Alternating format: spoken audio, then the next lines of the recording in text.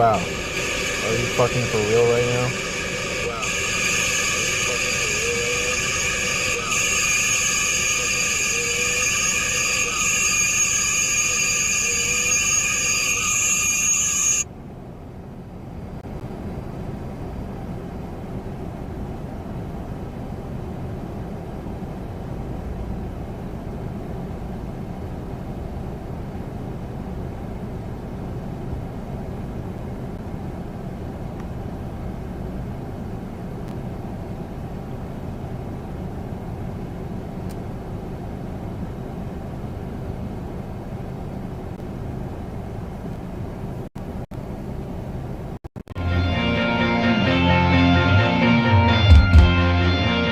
Hello and welcome to East Lydia's. I'm Katie Halper.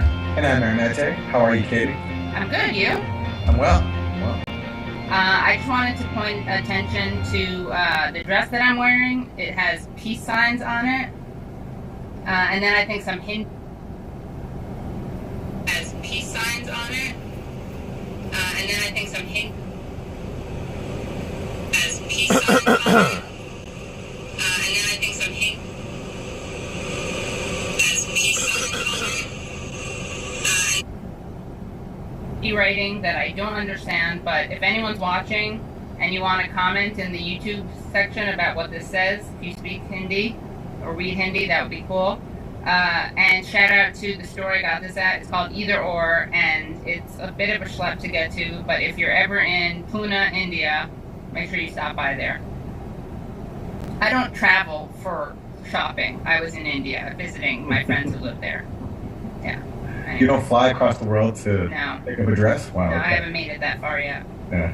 I haven't reached those heights. I'm not like international pretty woman, as in the Julia Roberts, no. Yeah. You know, I know some guys who go to Vietnam just to get suits made. Really? I mean, they also do traveling while they're there, but their main motive in going to Vietnam is getting suits made because apparently in Vietnam, there are tailors who will give you an amazing suit, you know, perfectly tailored Right. at a really Customized. good price. So, Huh. yeah, Interesting. Wow. And these are just civilians, regular people who like wearing suits? regular civilians. Wow. You know, again, this is why you tune into East Lydia's, because not only are you getting your cultural tips, you're also getting transatlantic fashion tips. Transatlantic fashion tips. The Yeah. most important type of fashion tips. Yeah.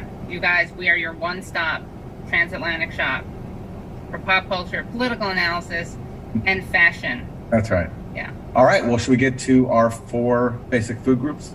Yeah, let's do it. So let's start with Democrats suck, and that's my assignment for this week. So we're going to turn to the Americas, Summit of the Americas, which is being boycotted by the presidents of Mexico, Bolivia, Honduras, Guatemala, and El Salvador because Biden did not invite Cuba, Nicaragua, and Venezuela.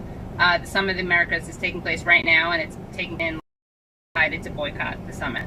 So, given people are not going to the summit, the President of Mexico, President of Honduras, or the Vice President recently spoke directly to, what does it say about the strength of U.S. influence in the region if these people deciding they don't want to go? Yeah, let me just speak to the President of Mexico very quickly, because I have something in there for you. We have had candid engagement with President Lopez Obrador, as well with other regional partners. So I like that she doesn't even pretend to have memorized any talking points. I mean, she certainly doesn't pretend that she has an authentic answer to this, that she's at all like responding in real time with any spontaneity. You know, other press secretaries, they're kind of more subtle about this. They look up after they look down, but she's not even looking up. She kind of owns it. She's like phoning it in, but owning it, which makes it kind of not phoning it in, if that makes sense. It's a tough job when pretty much every word you is a that much more uncomfortable. So not looking up, I think, is the best way to get through it. Just read the script, get it Yeah. out there, and soldier on to the next Yeah, one. we can call it a careen. She's pulling a careen. In fact, we should use that moving forward whenever someone looks down at their script and refuses to make eye contact.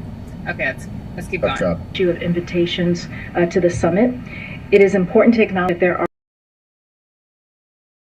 spirit as there are in the United States. The president's No, I got principled that. position Don't is look it that up. we do not believe that dictators should be invited, which is the reason that the president has decided not to attend.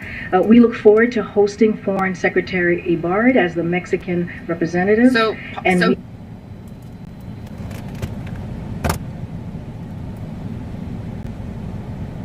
we- he's welcome saying Mexico's- that we believe that we shouldn't be inviting dictators, which is the reason that the president has decided not to attend.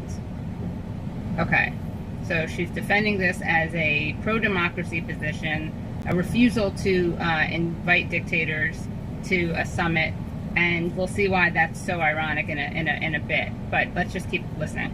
Significant contribution to the summit, to the major summit deliverables. President Biden and the First Lady look forward to welcoming President Obrador and the First Lady of Mexico to Washington in July for a bilateral visit. At that meeting, President Biden and President Obrador will have the opportunity to carry the work forward for the summit. To your actual question, I just wanted to make sure I dealt with Mexico because we had a little announcement there. The U.S. remains the most powerful force in driving hemispheric actions to address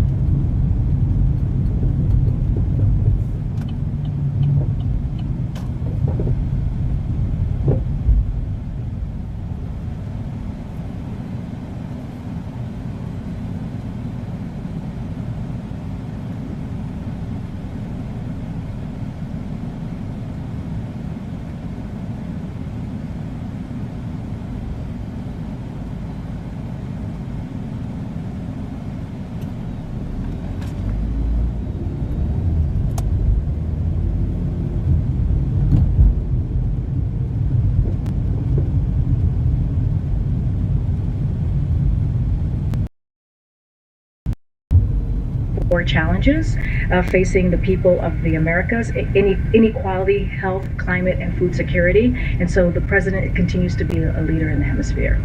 So basically, don't worry, guys. The U.S. is still the hegemon, despite the fact that we don't have the power to bully other presidents into coming to our summit.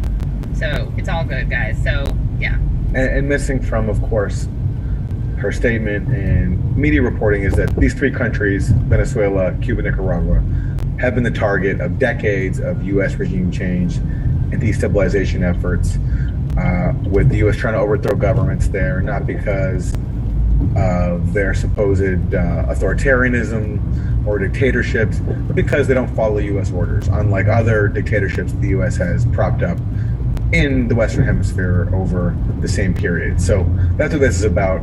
And the Biden administration is totally continuing that, even as they have to walk back their Venezuela operations slightly, because now they need Venezuela's oil because of the Ukraine crisis. Awkward. So actually, let's show another clip where they speak, Karine Jean-Pierre is speaking directly about Venezuela. And just a heads up, the shadow president, is that what we would call Juan Guaido? He's a wannabe president. He's never actually been elected, but he kind of identifies as president. His name is Juan Guaido, okay? Guaido, that's how you spell it. And speaking of authoritarian leaders, this question is about Bolsonaro as well. Jair Bolsonaro, the president of Brazil, who apparently asked for certain concessions before agreeing to attend. Slightly different subject, speaking with President Bolsonaro of Brazil. He's reporting that the Brazilian government, President Bolsonaro, wanted specific concessions from the president for that meeting that they had for his attendance at the Summit of the Americas that he wouldn't bring up. Bolsonaro was casting doubts about Brazil's election system, as well as environmental concerns in the Amazon. Can you confirm that report?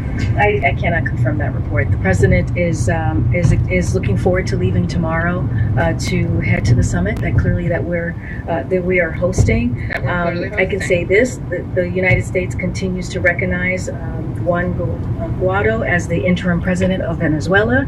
That said, while the interim government was not invited to participate in the main summit, they are welcome to participate in all three stakeholder forums and other events. Just embarrassing, because she's basically saying we recognize Juan Guaido as the interim president, but we're not inviting said interim president. But they can attend other things. They're allowed to come, you know.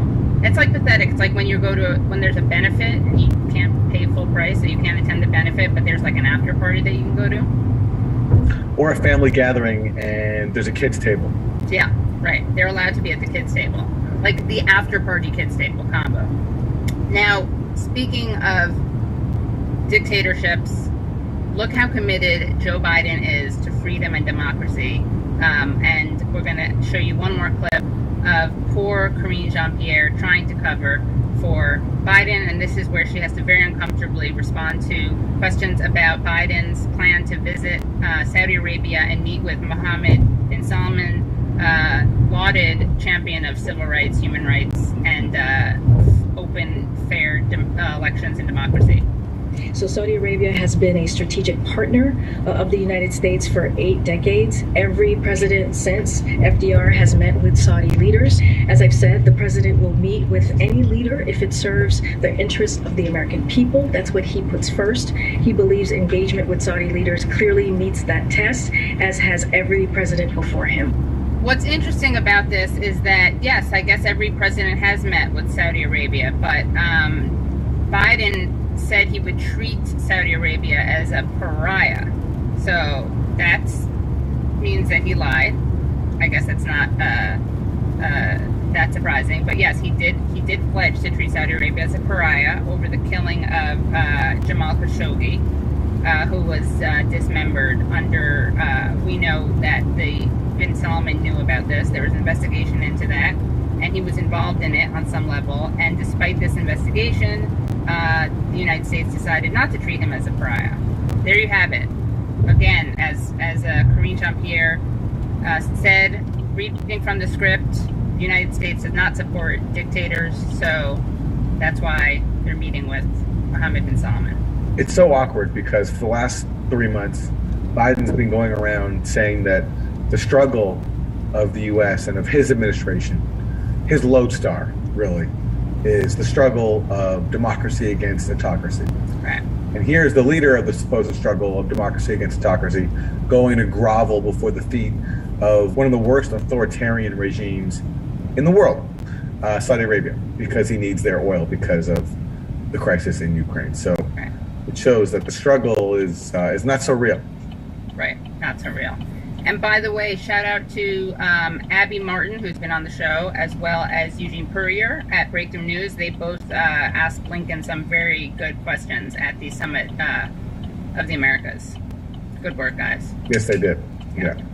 They asked him about how he can, for example, lecture other countries like Venezuela, Nicaragua, and Cuba about press freedom when he is helping to cover up for the murder of Shireen Abu Akleh in Israel and or in Palestine by Israel, and also going to embrace Saudi Arabia after the killing of Jamal Khashoggi.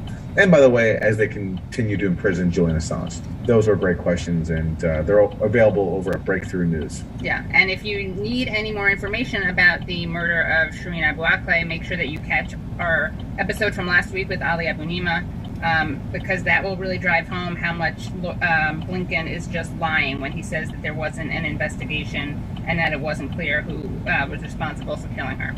All right, so for Republicans suck, we're going to turn to the domestic front, where the Republicans are making America great again by ensuring that millions of children risk losing a free school lunch.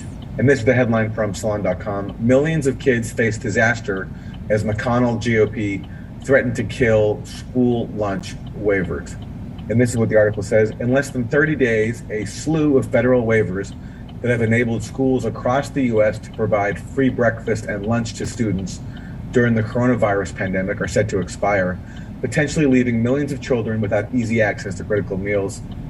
And to the dismay of advocates, Congress, which is currently on recess, doesn't appear poised to act. Jillian Meyer, who was with the No Kid Hungry campaign, said there is no urgency and political appetite to even have this conversation. Frankly, this is not a priority for Congress and the White House. People are really focused on having a return to normal. Folks aren't talking about it, and they have no clue that this crisis is looming. In March, obstruction by Senate Minority Leader Mitch McConnell and much of his Republican caucus killed an effort to include a temporary extension of the waivers in an omnibus spending package. This is not just a Republican thing. The White House is also not fighting to defend this, but this was spearheaded by Mitch McConnell and the Republicans who are trying to kill free school lunch. So gross. What kind of sadists are these people? They're Republicans.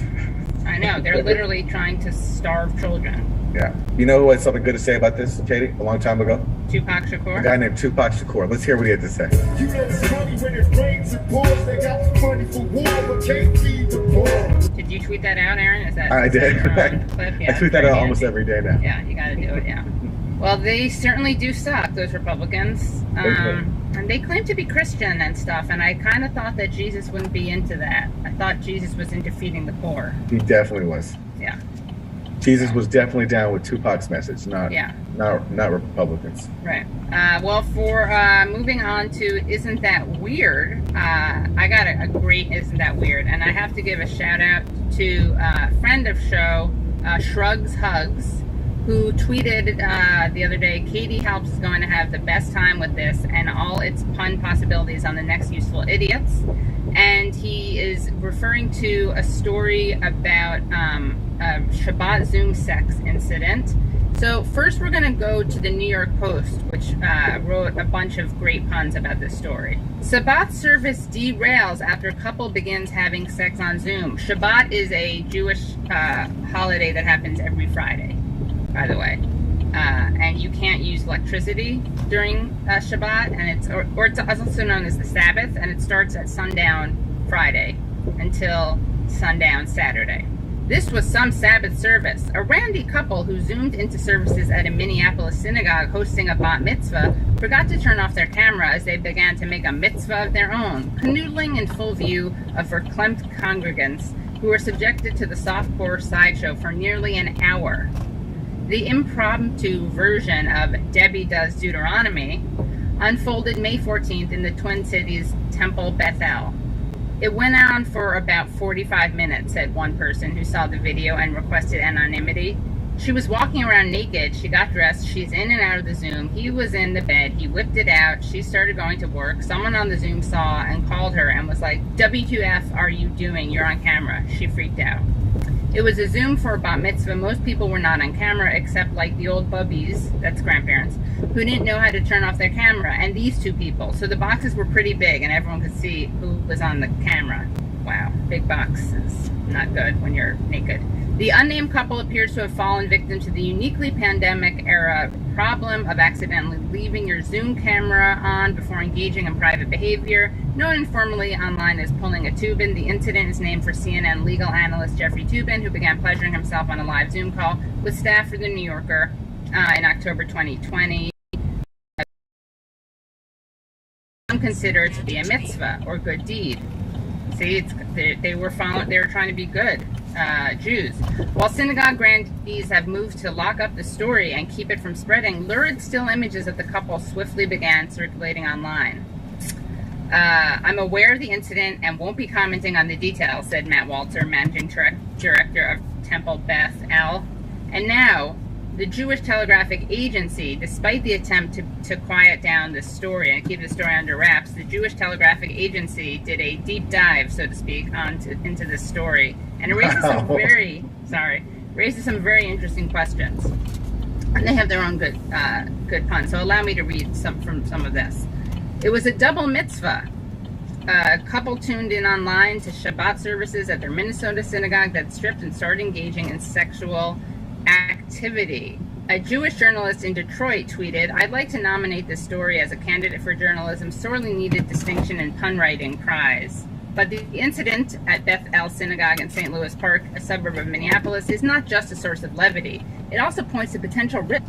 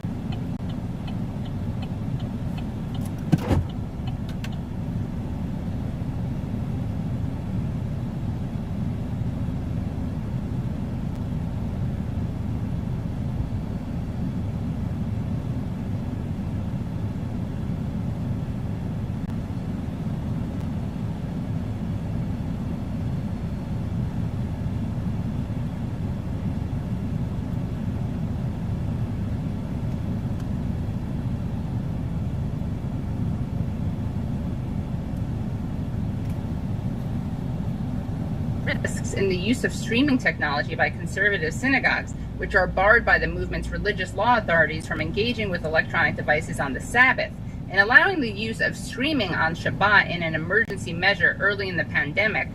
The movement's Jewish Law Committee stated that any streaming equipment should be set it and forget it, teed up to broadcast themselves for 45 minutes, with no one from the synagogue intervening to stop them or remove them from the Zoom meeting. I feel terrible for the couple who've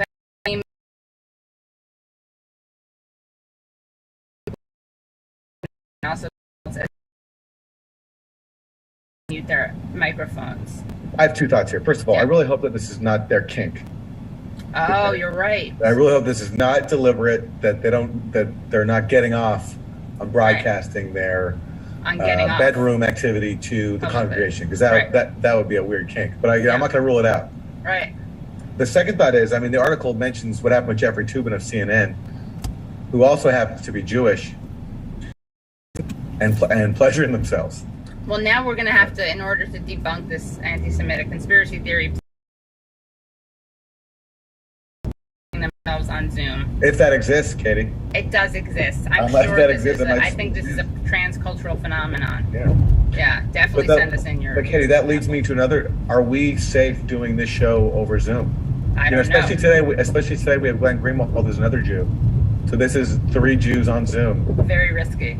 And Risky will we be business. able to resist our, primordial urge to engage in sexual conduct on Zoom I mean- as Jewish people? I'm not sure. I'm not sure. anymore. And Yeah. you're making me revisit Adam and Eve. Mm-hmm. Apparently, we all know from the get-go, Jews were walking around naked. That's right. There's something called a Shabbos goy. Do you know this term? No. A Shabbos goy is someone who's not Jewish, who does stuff like presses the elevator buttons for you. Yes, on, right. On Shabbos, Yeah. on Sabbath. So Because you can't press even the elevator button because that's electronic. Right, yes. Yeah. So that's why some hospitals actually have like elevators that stop at every floor on the on weekends or during Sabbath. So there's a Jewish opinion called a teshuvah, which states, in the absence of having someone who is not Jewish designated to deal with these issues, there is a very high risk that a Jewish person will step in and violate not only rabbinic but biblical prohibitions. Therefore, it is strongly urged that if these systems are considered too important to fail, that a non-Jewish person be tasked with monitoring them. Right. So they needed maybe if that was their kink, if only their kink had been having sex in front of non-Jews, that would have been very convenient because said non-Jew could have taken them off of Zoom. So really blame the absence of a Shabbos goy. Yeah, we all need a Shabbos goy in our lives. So that's isn't that weird? Well, that's weird. So for Isn't That Terrible, we have a story coming out of the school system in the U.S. where a teacher has introduced a really terrible award. And this is the headline. Eighth grade student receives horrible award from new teacher. A mother was left in shock after learning her son's teacher had given him a 0 award that left the boy ashamed. It all started when Patricia Buckley came here to Leake Central Junior High to pick up her son. She says when he got in the car, his demeanor was totally different from how it usually is. Balled up like this, like he was ashamed of it. I was feeling sad and I didn't want to really give it to her. An award that wiped the smile off of Bradley Holloway's face. I think that was so horrible for him to get this kind of award. 14-year-old Holloway was recognized with an award titled the Zero Award. It's impossible to be me. Don't try. You'll never find a solution. A certificate Patricia Buckley calls unacceptable. How do you translate that award? What does that even mean? I don't know. That's why I called to the superintendent's office to see, she can tell me, what do this mean? Buckley says her son receiving this award made her want to cry. She believes her son should have never got the award. Do what I can for this to never happen again to not, just only Brady, but any child. Buckley says she spoke to the superintendent multiple times, but has yet to hear about any solutions. She says she was told this was the teacher's first year in the classroom. What's interesting is that the mother says that she didn't find a solution after she complained to the school. And to be fair, the 0 award does warn you'll never find a solution. So you said the 0 award was accurate. It was correct. It was a correct prediction. 0 award, it's impossible to be me. Don't try, you'll never find a solution. Well, to Bradley, I think it's very brave to speak out when someone insults you like that, especially an authority figure like a teacher. So yeah. For dealing with the experience of getting a 0 award, the useful idiots, we anoint you a hero. A hero award, yeah. But he's a hero. I will say this, you have to acknowledge the teacher for going through the effort. So that wasn't just scribbling some words on a piece of paper. Right. The work was put into making that award with the pictures and the different fonts. Yeah. She put some elbow grease into that, which makes it even weirder. Yeah. Can't call her a 0, really. No, she's in 100, but in a bad way. She kept it 100. She certainly didn't put in 0 effort into her 0 award. Yeah, that's for exactly. sure. Well, this is great. Okay, I feel full on those from those consuming those ingesting those 4 basic food groups. Hopefully, you guys all feel nourished as well. They were delicious as always. Very delicious, yeah. And speaking of delicious, we have a delectable guest for you today. Yes, we do. We're so excited to be talking to Glenn Greenwald, the journalist, the Pulitzer Prize-winning journalist, the author of most recently Securing Democracy. He's the co-founder of The Intercept, a columnist at Carta Capital, and the co-founder of the Hope Shelter, and the host of System Update. And you can find his writing at greenwald.substack.com.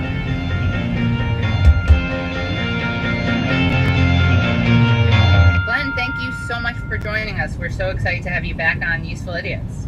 Thank you. I'm so excited to be back. So we wanted to talk to you about the Summit of the Americas and a bit about Brazil also, since you are based in Brazil and you've been based there for a while. Also, you were a large part of helping free Lula from jail, and you've done a lot to expose the corruption of Jair Bolsonaro. So before we get into the Summit of the Americas, can you just update us about the presidential politics and national politics in Brazil right now?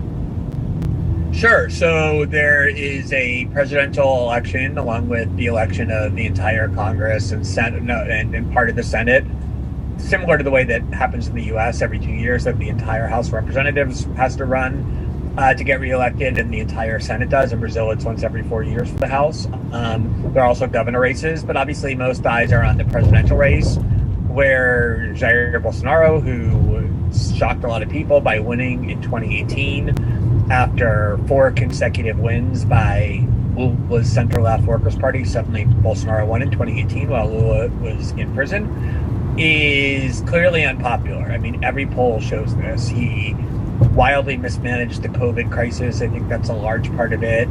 There have been all kinds of civil wars inside what had been this united movement that he had when he was first elected. He just has kind of alienated many of his old supporters who now are his enemies. So the movement has really divided and minimized. And unlike in 2018, when he got to present himself as this outsider, he's now president of the country. His party has a lot of power in Congress, so he has to run as the guardian of the status quo, not against it.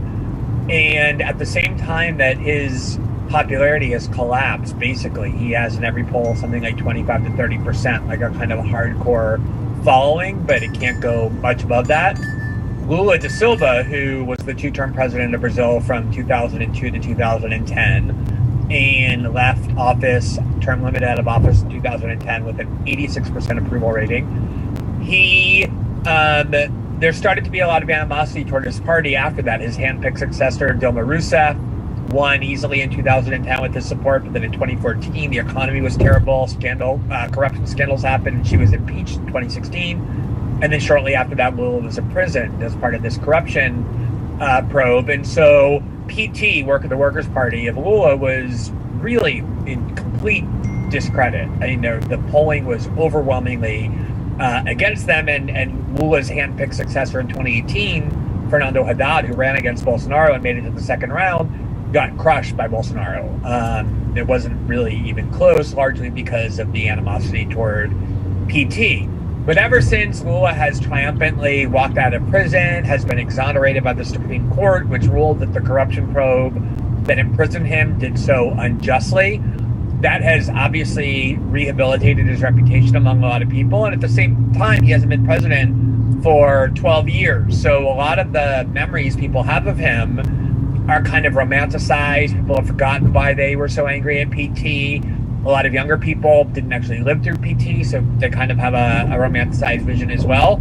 And so in virtually every poll, he has a 15 to 17 point lead, as at like 45%, 47%. In Brazil uses the same system as France, which is that everybody runs on the first round, and then if no one gets 50% of the valid votes, the top 2 candidates go to a runoff, which at the moment seems like it would be Lula and Bolsonaro, although there's a good chance that, given polling data, that Lula could actually win in the first round, get more than 50%.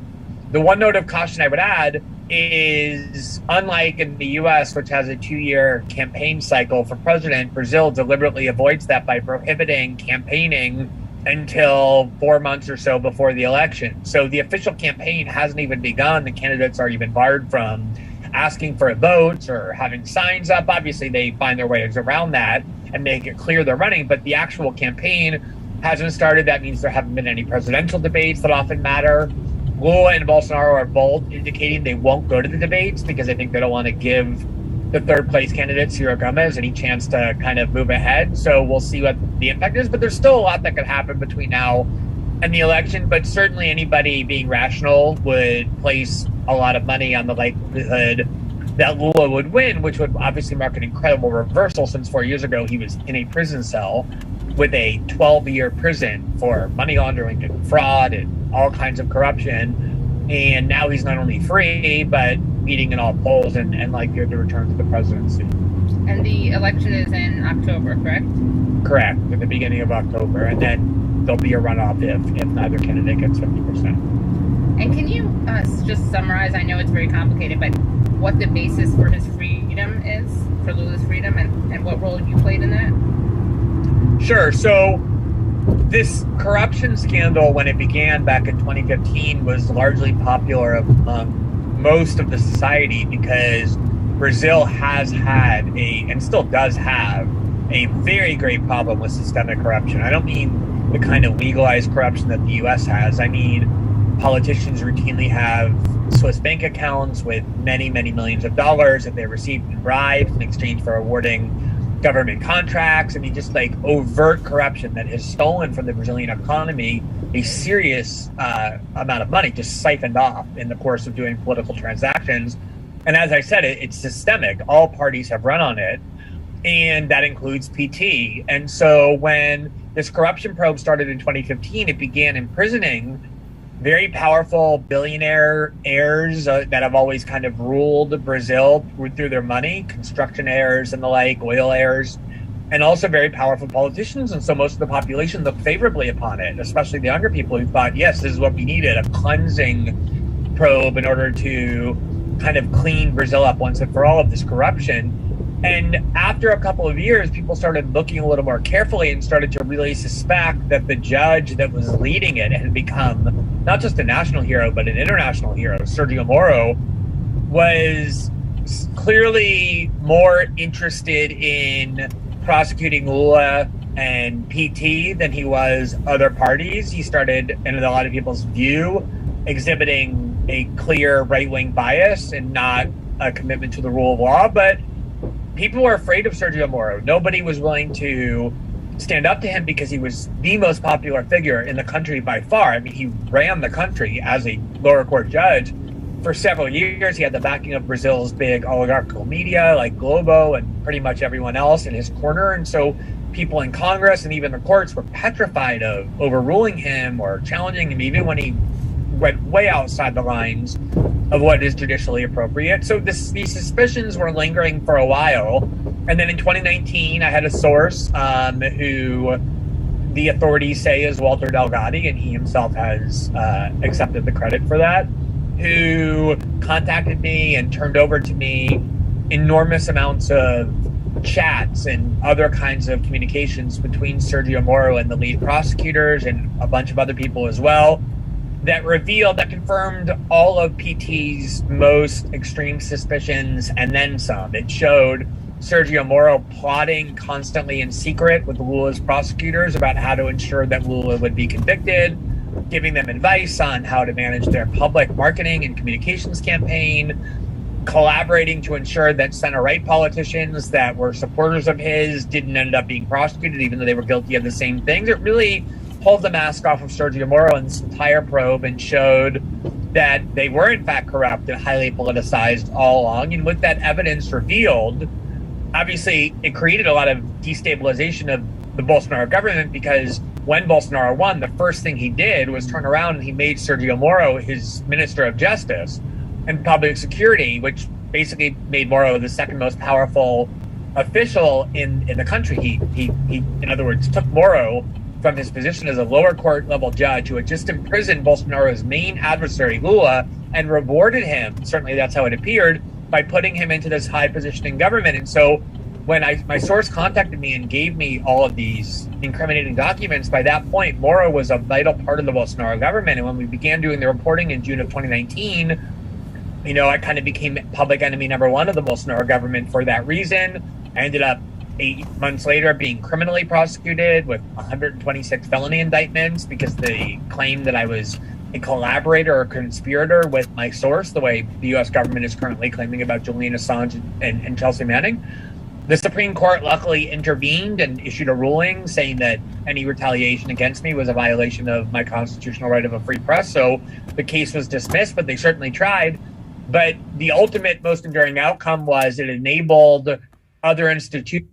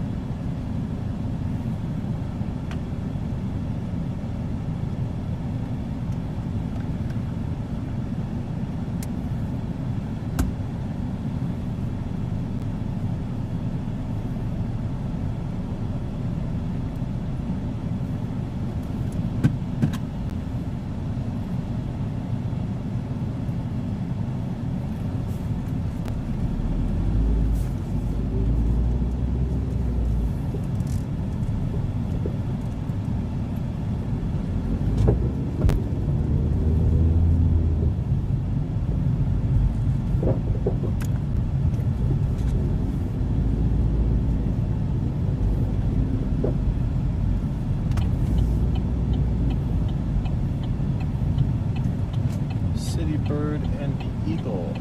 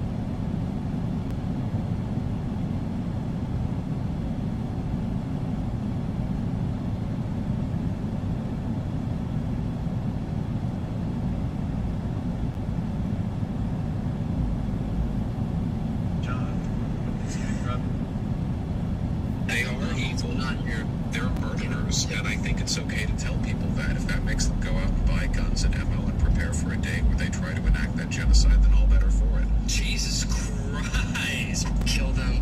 He pauses for a long time, like socially, politically. And they wants to, the Republican Party, the modern Republican Party wants to personally murder every minority that lives within the border of the country. Did he really say that verbatim? There might be clashes between state guard or police, some police might try to... Can we please... They were like those Patriot Prayer dump fucks rolling their, $60,000 trucks through, like, urban neighborhoods with a bunch of guys with guns in the pickup trucks.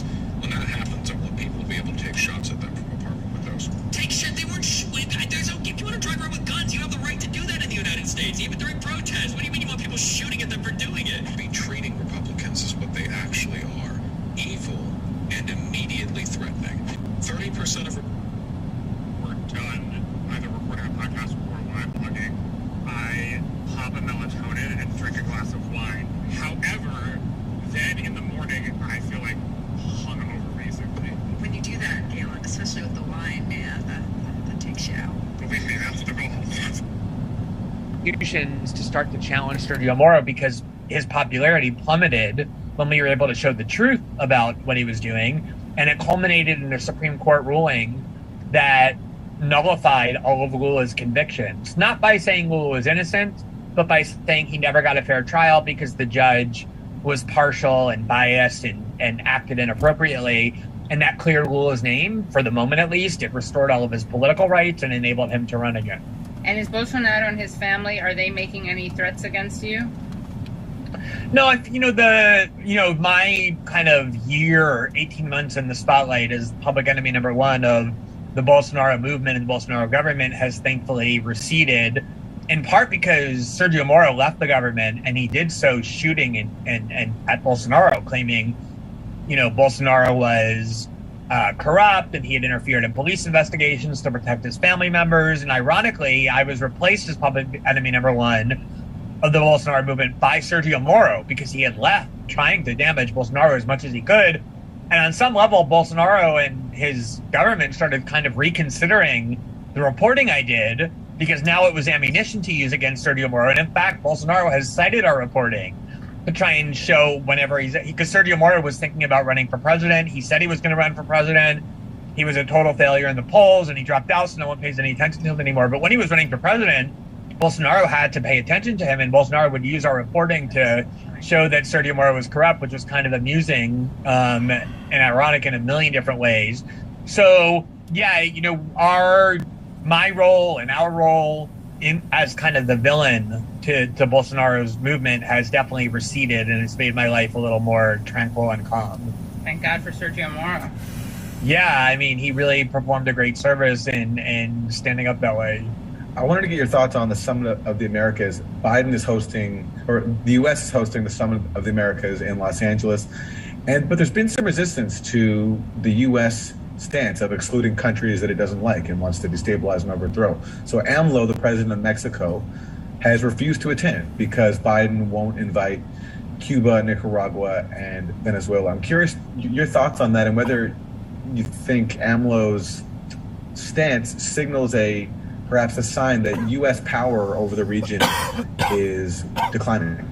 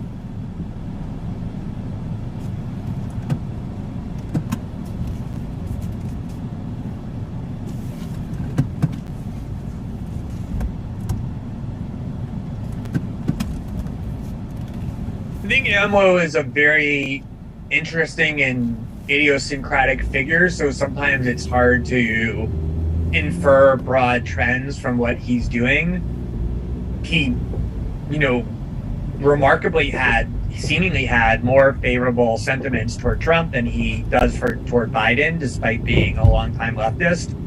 He was, in my opinion, the most eloquent, persuasive dissenter to the decision by Twitter and Facebook to ban Trump from the internet. He really condemned it on very thoughtful and kind of well-reasoned grounds about the threat posed to democracy when big tech oligarchs who are unelected and accountable to nobody can essentially silence and ban elected leaders from participating in the internet. He's been heterodox in other ways as well, including refusing to sanction Russia, which is pretty remarkable, that level of independence for a Mexican leader. I think, Aaron, what's going on here is this is just more of the mask dropping on the United States. I mean, obviously the argument that's raised for excluding the countries that you named is that they're tyrannies. They're not democratic. They, are ruled by despots and the like. And leaving aside all the ways you could dispute that characterization, even if that were true, nobody believes that's really the U.S. motive, because Joe Biden is about to get on a plane and go visit the Saudi despots, the real despots and like barbaric savages, if you want to talk about like actual tyrants, and hug them and reaffirm his partnership with them and beg them for oil.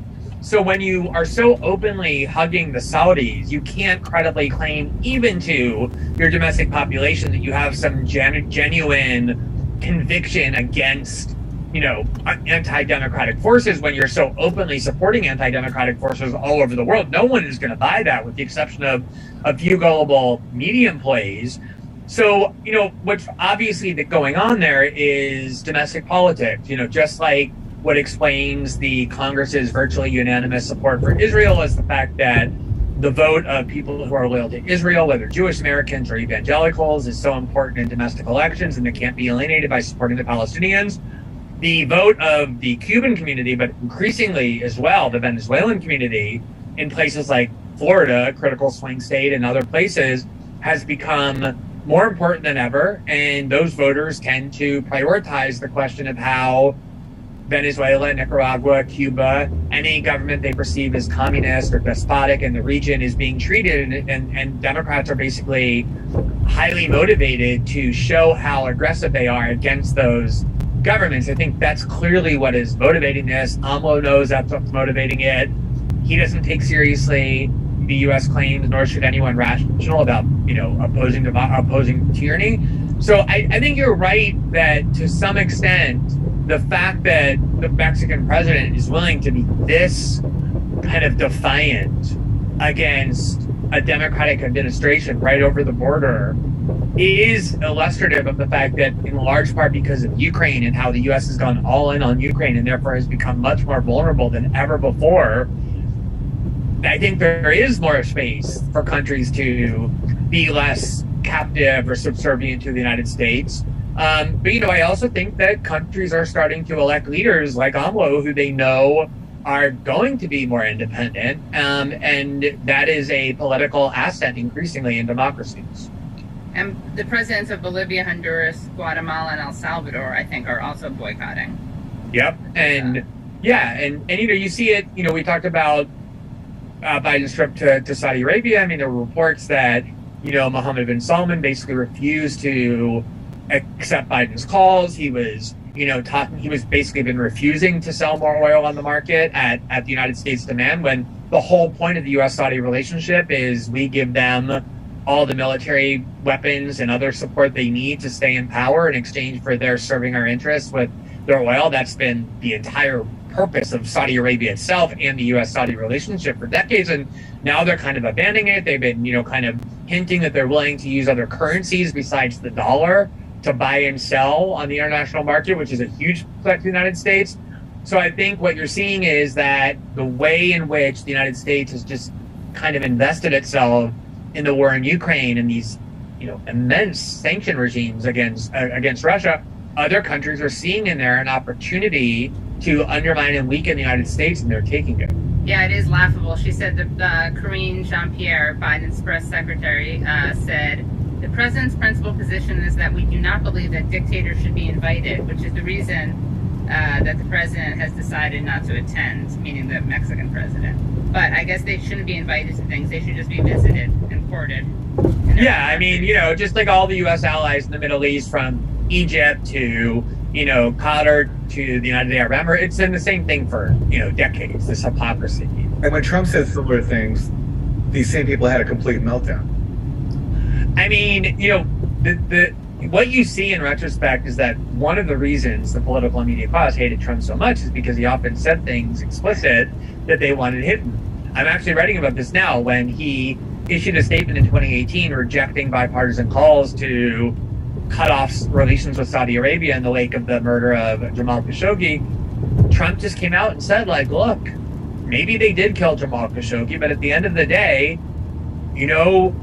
America first means that we're going to do business with people who are serving our interests. And they give us a lot of oil.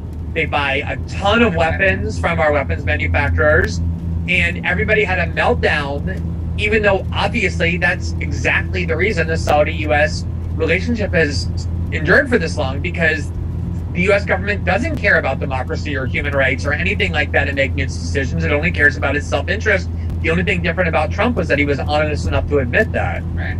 The difference is, Karine Jean-Pierre just said pretty much the exact same thing, that when the president sees he can deliver results to the American people, he will engage with people who serve that interest. But the difference is, she said that while she was reading from a script and kind of embarrassed to be saying it, whereas Trump was very open about it in admitting it. Exactly. Which is one of the many who said it Trump or Chomsky moments that we've seen, which is where Trump and Chomsky say the same thing, basically, but for Trump, he's celebrating it. Like, of course we're going to keep doing business with them because they're buying a lot of weapons, and Chomsky would say, of course, the United States is going to keep dealing with them because they're going to buy a lot of weapons, but Chomsky would be condemning that.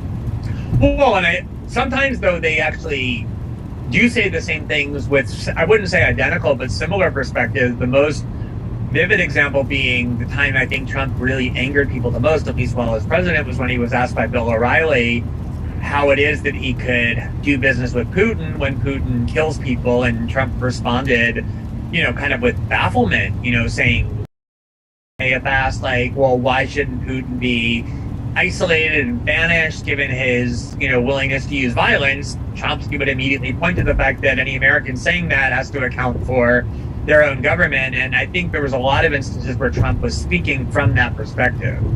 Though he probably would celebrate the role that America plays, the violent role America has played, more than Chomsky would, in some cases. Yeah, I mean, I don't know about celebrate, but at least accept that it's just an acceptable and standard part of how great powers operate. Yeah. Whereas Chomsky, obviously would be speaking from a place of condemnation. But there is an element, I think, of Chomsky as well, even the way you see him talking now about the realities of Russia and Ukraine, and the fact that because Ukraine is so important to Russia, it means we have to take that into consideration when deciding what we're willing to do. There's kind of a realism to Chomsky that I do think is more visible than people often acknowledge. And there was a story that Bolsonaro demanded certain concessions. Did you see this in order to attend the summit? I'm reading at the New York Post, but Brazilian President Jair Bolsonaro demanded concessions from President Biden before committing to attend a troubled summit of the Americas this week in Los Angeles, according to a new report. Bolsonaro threatened to add his name to the embarrassing list of leaders skipping the summit if he didn't secure a private meeting with Biden, as well as a guarantee that he would not be criticized on any issue, including environmental matters, the AP reported. The AP, citing 3 unnamed Brazilian cabinet ministers, said Bolsonaro wanted Biden to hold his tongue on the deforestation of the Amazon, as well as potential reforms to Brazilian elections. Yeah, I mean, look, if you want to leave that in, that's fine. I hadn't, heard of it, but I mean, it sounds, exactly like something Bolsonaro would do, and I think it's very consistent with what we were just talking about. Previously, it would have been absolutely unthinkable for a Brazilian leader to be that defiant toward an American president, even in private, let alone public. And part of that is Bolsonaro's ongoing animus toward Biden. He made no secret of the fact that he wanted Trump to win. Ideologically, he hates the Democratic Party. So there's part of it that's that, but part of it is just the fact that I think Bolsonaro, like a lot of countries, a lot of leaders, feels like they have more space now to declare their independence from the United States and not just take orders, but also impose their own conditions. On the issue of Ukraine, you've been very critical of Bernie Sanders, the Squad, the entire Congressional Progressive Caucus for authorizing another $40 billion for the Ukraine proxy war. A huge chunk of that going directly to weapons contractors. And then on top of that, not even bothering to explain their vote, except for Cori Bush, the sole exception of Cori Bush. I'm just curious your thoughts on whether or not you think the vote would be the same if Donald Trump was in office and pushing through the same bill. Do you think that the Congressional Progressive Caucus would have voted in unison to fund this bill, or do you think there would be any opposition at all? And to hear the rest of the interview, please go to usefulidiots.substack.com. Glenn, where can people find your work and anything you want to leave us with in terms of what you have coming up next? Yeah, so I'm at Substack, which is where I do my written reporting and analysis, and I do my video reporting at Rumble, and I do my podcasting at Colin, and the thing they all have in common is they're all funded by Vladimir Putin?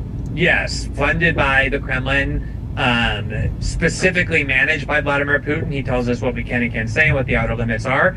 But beyond that, they're all devoted to giving a place for independent journalists to be able to do their work without the constraints of corporate managers or the censorship threat of big tech.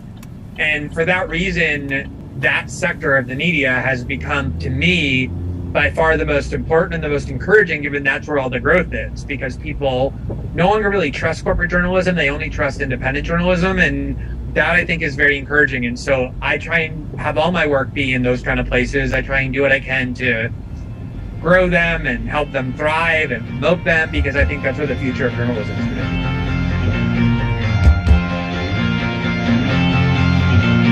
That was great. Always great to hear from Glenn. So much to say. So much to say. Could have talked to him for a lot longer. Try to keep the Russiagate stuff to a minimum, Katie, because I know this is not the most interesting topic for everybody, even though it is for me. Sell yourself short. Yeah.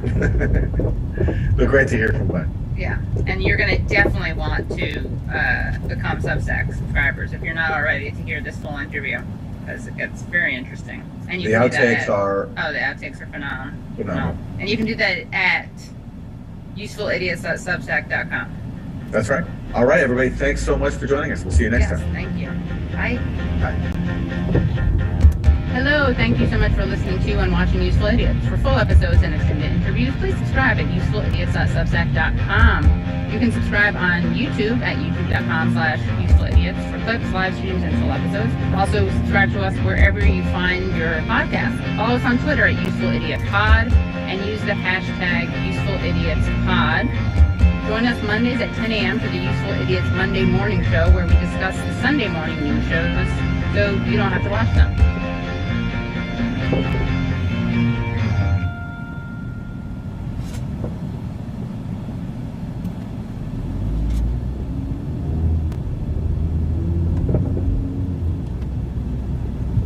Thank you very much, Mr. Chairman, and let me echo those words about the importance of bipartisanship and what a tremendous honor it is to work on this committee.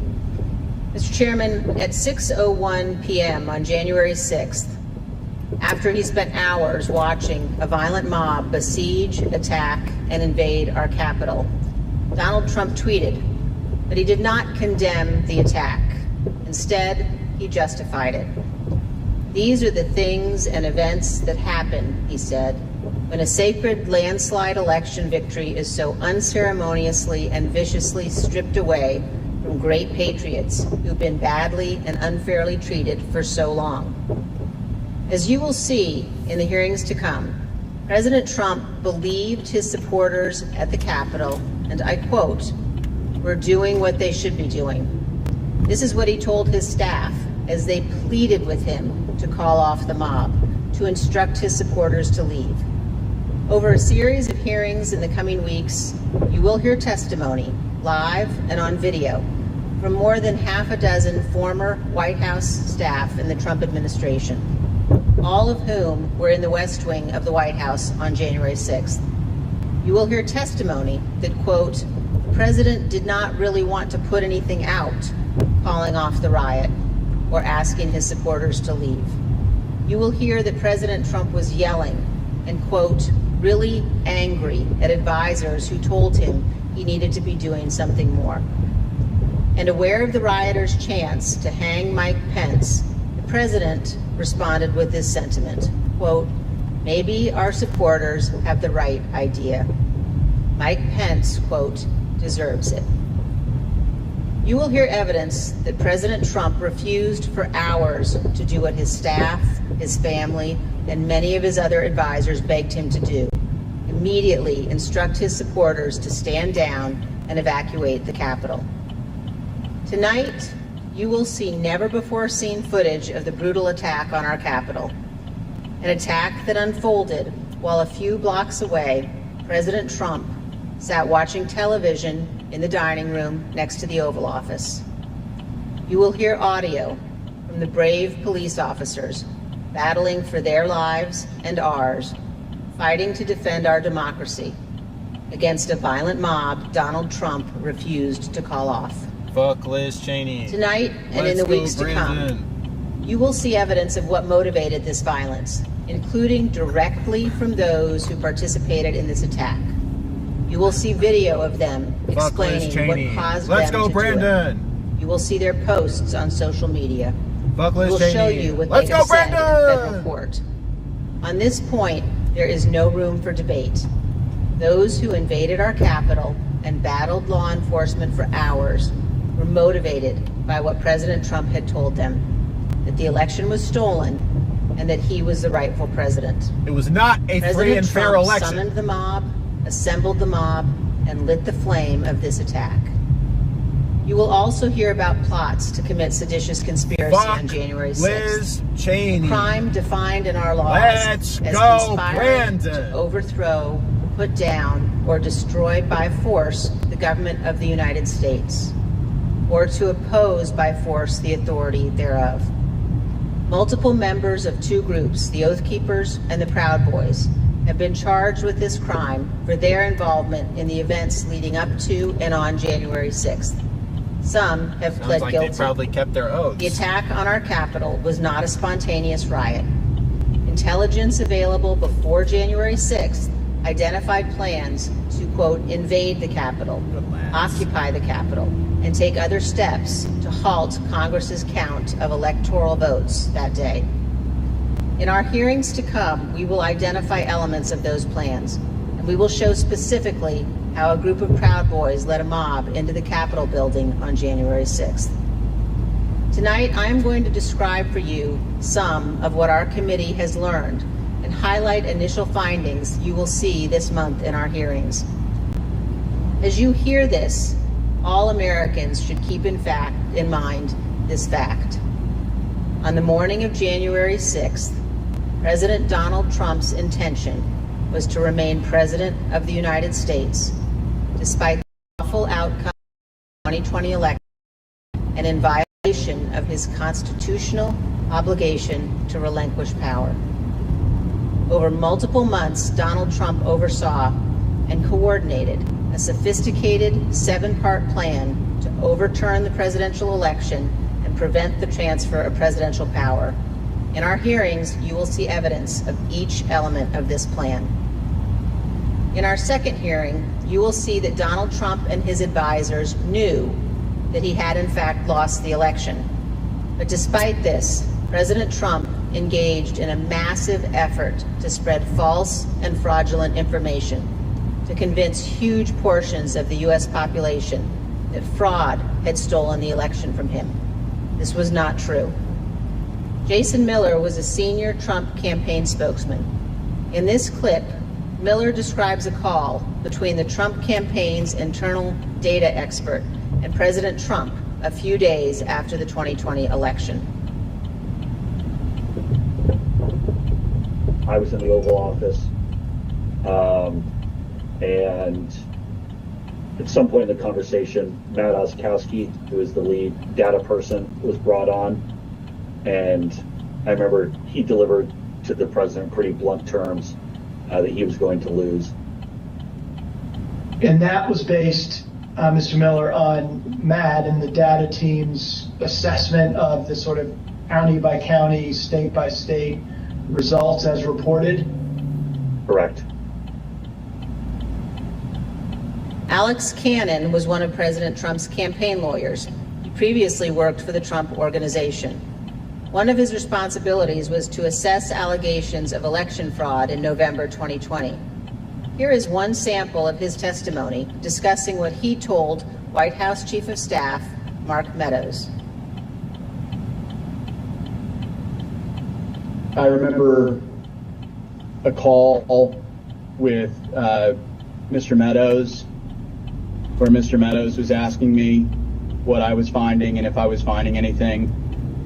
And I remember sharing with him that we weren't finding anything that would be sufficient to change the results in any of the key states. When was that conversation? Probably in November, mid to late November. I think it was before my child was born. And what was Mr. Meadows' reaction to that information? I believe the words he used were, so there's no there there. There's no there there.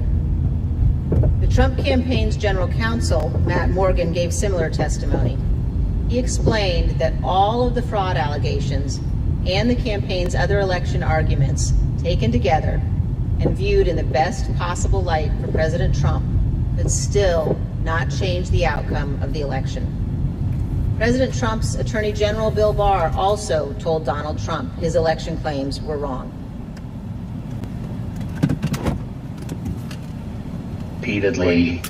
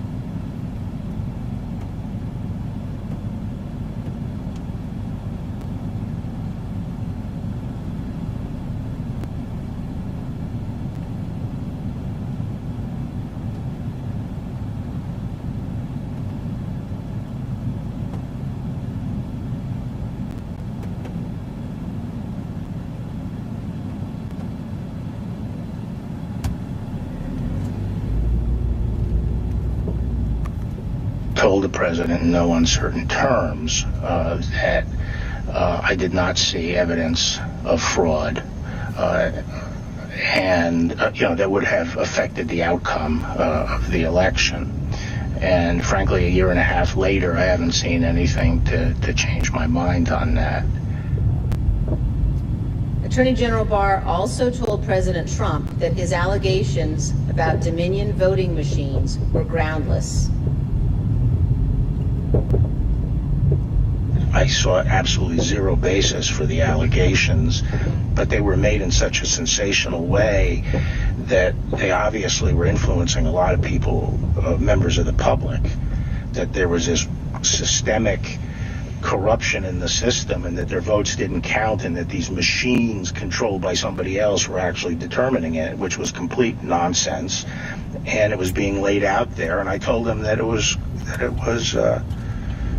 crazy stuff, and they were wasting their time on that. And it was doing a grave disservice to the country. But President Trump persisted, repeating the false Dominion allegations in public at least a dozen more times, even after his Attorney General told him they were, quote, complete nonsense. And after Barr's resignation on December 23rd, the acting Attorney General who replaced him, Jeff Rosen, and the acting deputy, Richard Donoghue, told President Trump over and over again that the evidence did not support allegations he was making in public. Many of President Trump's White House staff also recognized that the evidence did not support the claims President Trump was making. This is the president's daughter commenting on Bill Barr's statement that the department found no fraud sufficient to overturn the election. How did that affect your perspective about the election when Attorney General Barr made that statement? It affected my perspective. I respect Attorney General Barr. So I accepted what he was saying. As you will hear on Monday, the president had every right to litigate his campaign claims, but he ultimately lost more than 60 cases in state and federal courts. The president's claims in the election cases were so frivolous and unsupported that the president's lead lawyer, Rudy Giuliani, not only lost the lawsuits, his license to practice law was suspended. Here's what the court said of Mr. Giuliani. Giuliani communicated demonstrably false and misleading statements to courts, lawmakers, and the public at large in his capacity as lawyer for former President Donald J. Trump and the Trump campaign in connection with Trump's failed effort at re-election in 2020. As you will see in great detail in our hearings, President Trump ignored the rulings of our nation's courts. He ignored his own campaign leadership, his White House staff, many Republican state officials. He ignored the Department of Justice and the Department of Homeland Security. President Trump invested millions of dollars of campaign funds purposely spreading false information, running ads he knew were false, and convincing millions of Americans that the election was corrupt and that he was the true president. As you will see, this misinformation campaign provoked the violence on January 6th. In our third hearing, you will see that President Trump corruptly planned to replace the Attorney General of the United States so the U.S. Justice Department would spread his false stolen election. Officials, quote, just say the election was corrupt and leave the rest to me and the Republican congressman. Senior Justice Department officials, men he had appointed, told him they could not do that because it was not true.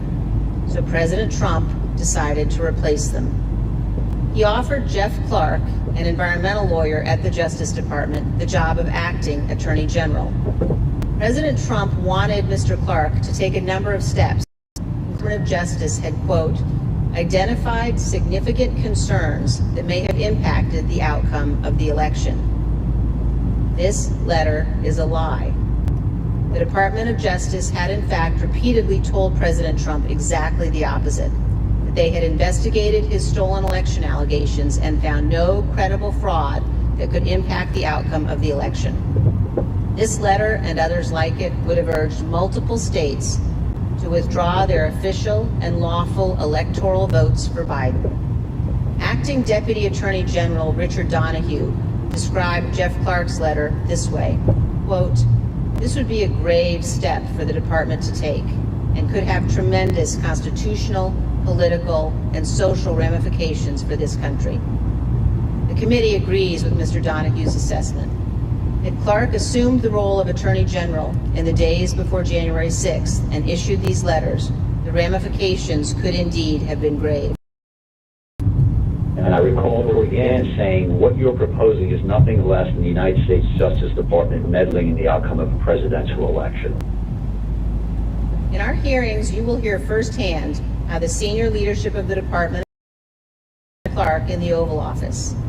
The men involved, including Acting Attorney General Jeff Rosen and Acting Deputy Attorney General Richard Donahue, were appointed by President Trump. These men honored their oaths of office, they did their duty, and you will hear from them in our hearings. By contrast, Jeff Clark has invoked his Fifth Amendment privilege against self-incrimination and refused to testify. Representative Scott Perry, who is also involved, and as you will see, Representative Perry contacted the White House in the weeks after January 6th to seek a presidential pardon. Multiple other Republican congressmen also sought presidential pardons for their roles in attempting to overturn the 2020 election.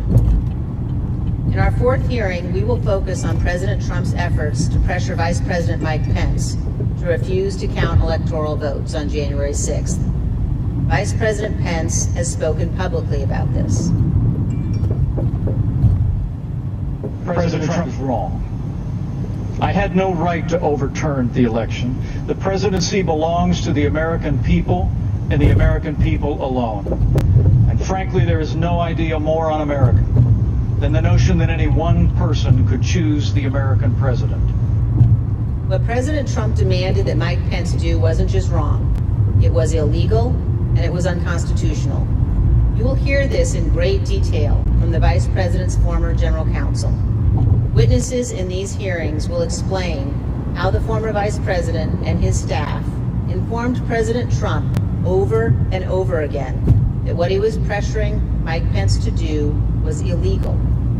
As you will hear, President Trump engaged in a relentless effort to pressure Pence, both in private and in public.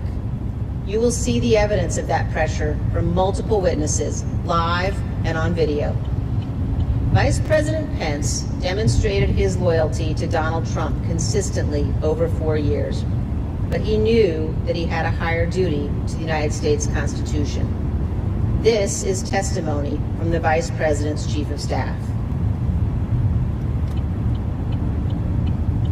So I think the Vice President was proud of his 4 years of service, and he felt like much had been accomplished in those 4 years. And I think he was proud to have stood beside the President for all that had been done. But I think he ultimately knew that his fidelity to the Constitution was his first and foremost oath. And that's what he articulated publicly, and I think that that's what he felt. His fidelity to the Constitution was more important than his fidelity to President Trump and his desire. The oath he took. Yes. You'll also hear about a lawyer named John Eastman. Mr. Eastman was deeply involved in President Trump's plans. You'll hear from former Fourth Circuit federal judge Michael Luttig, a highly respected leading conservative judge. John Eastman clerked for Judge Luttig. Judge Luttig provided counsel to the Vice President's team in the days before January 6th. The judge will explain how Eastman, quote, was wrong at every turn.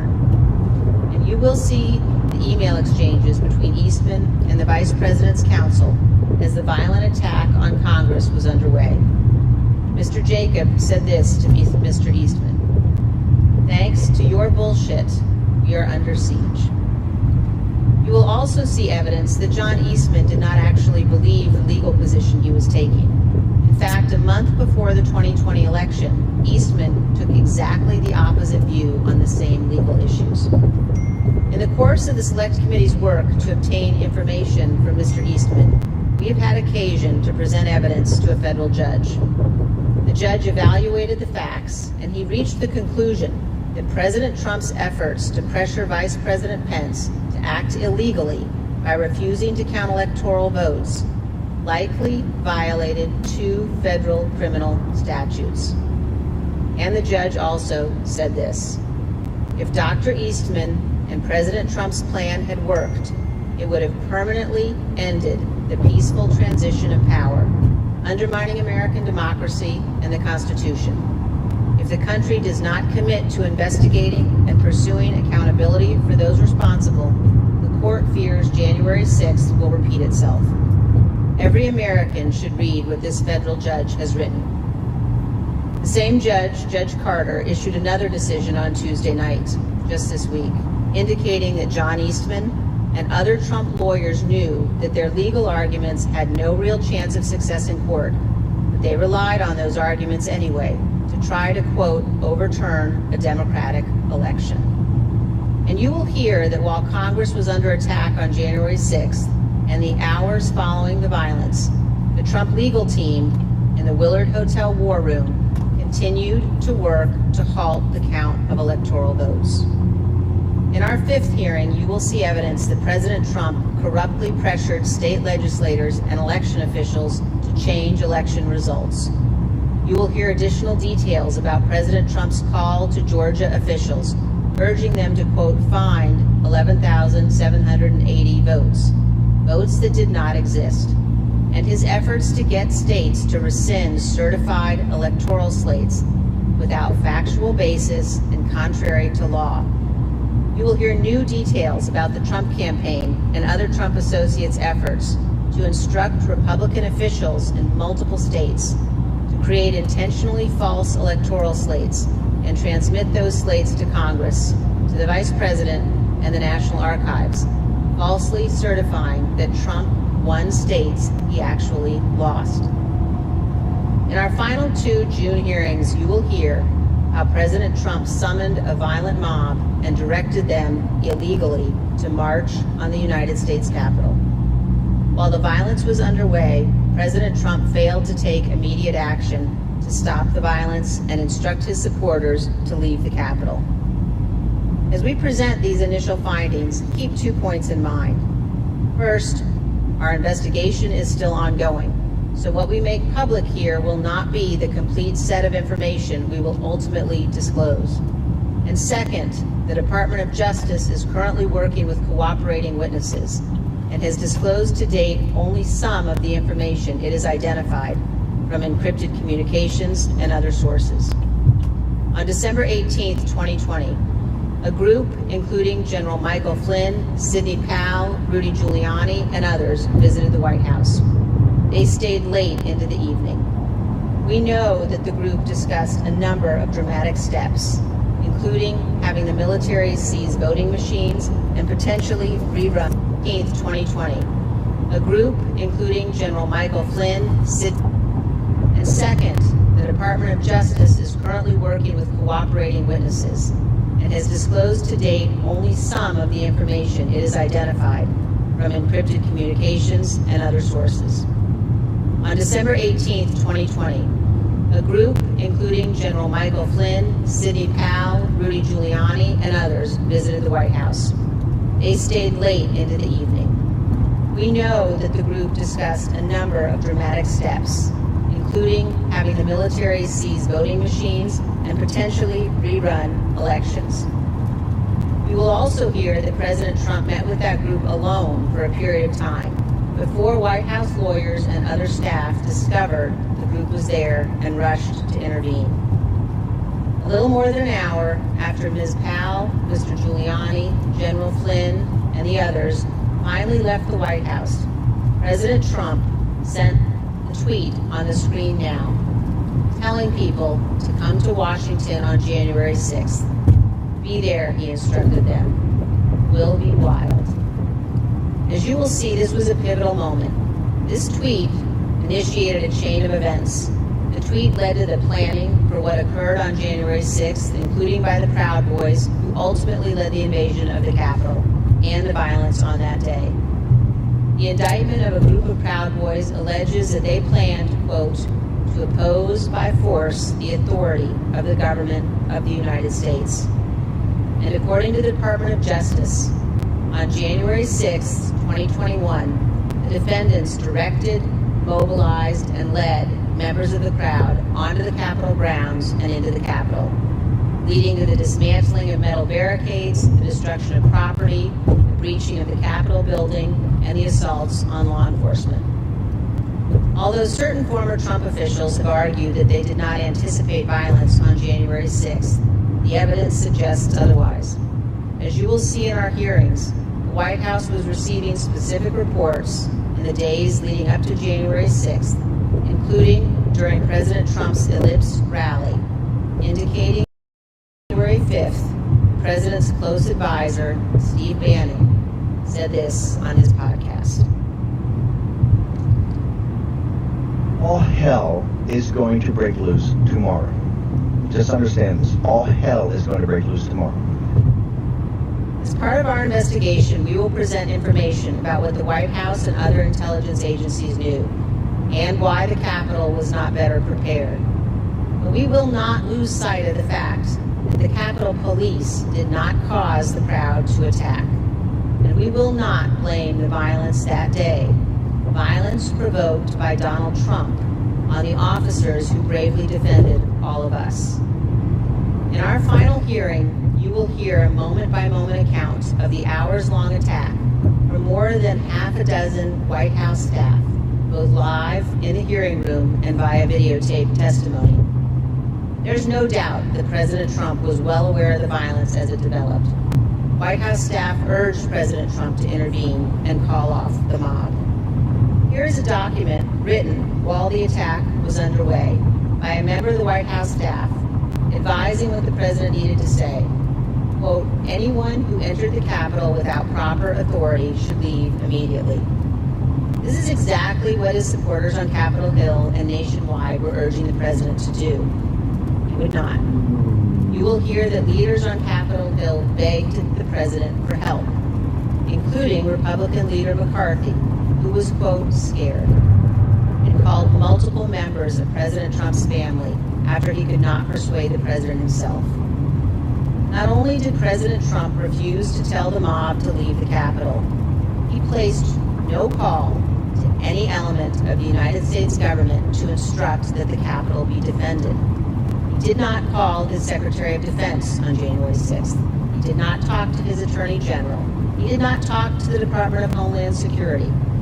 President Trump gave no order to deploy the National Guard that day, and he made no effort to work with the Department of Justice to coordinate and deploy law enforcement assets. But Vice President Pence did each of those things. For example, here is what General Milley, the chairman of the Joint Chiefs of Staff, testified to this committee. There were 2 or 3 calls from Vice President Pence. He was very animated, and he issued very explicit, very direct, unambiguous orders. There was no question about that. And I can get you the exact quotes, I guess, from some of our records somewhere. But he was very animated, very direct, very firm, and to Secretary Miller. Get the military down here, get the Guard down here, put down this situation, etc. By contrast, here is General Milley's description of his conversation with President Trump's Chief of Staff, Mark Meadows, on January 6th. He said, we have to kill the narrative that the Vice President is making all the decisions. We need to establish the narrative that that the President is still in charge and that things are steady or stable or what's that thing. I immediately interpret that as politics, politics, politics. Red flag for me personally, no action, but I remember it distinctly. And you will hear from witnesses how the day played out inside the White House, how multiple White House staff resigned in disgust, and how President Trump would not ask his supporters to leave the Capitol. It was only after multiple hours of violence that President Trump finally released a video instructing the riotous mob to leave. And as he did so, he said to them, quote, "We love you, and you're very special." You will also hear that in the immediate aftermath of January 6th, members of the president's family, White House staff, and others tried to step in to stabilize the situation. Quote, discussing the possibility of invoking the 25th Amendment and replacing the President of the United States. Multiple members of President Trump's own cabinet resigned immediately after January 6th. One member of the cabinet suggested that the remaining cabinet officers needed to take a more active role in running the White House and the administration. But most emblematic of those days is this exchange of texts between Sean Hannity and former President Trump's press secretary, Kayleigh McEnany. Sean Hannity wrote in part, "He now, no more crazy people, no more stolen election talk." In part, love that. That's the playbook. White House staff knew that President Trump was willing to entertain and use conspiracy theories to achieve his ends. They knew the president needed to be cut off from all of those who had encouraged him. They knew that President Donald Trump was too dangerous to be left alone, at least until he left office on January 20th. These are important facts for Congress and the American people to understand fully. When a president fails to take the steps necessary to preserve our union, or worse, causes a constitutional crisis, we're at a moment of maximum danger for our republic. Some in the White House took responsible steps to try to prevent January 6th. Others egged the president on. Others who could have acted refused to do so. In this case, the White House counsel was so concerned about potentially lawless activity that he threatened to resign multiple times. That is exceedingly rare and exceedingly serious. It requires immediate attention, especially when the entire team threatens to resign. However, in the Trump White House, it was not exceedingly.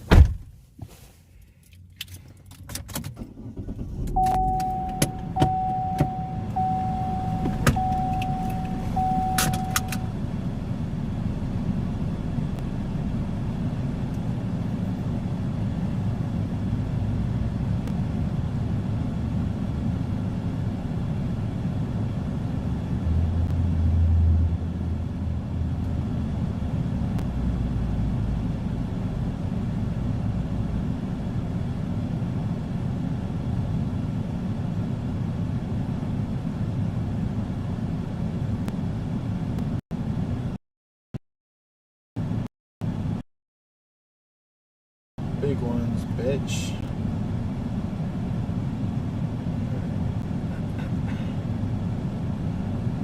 Oh.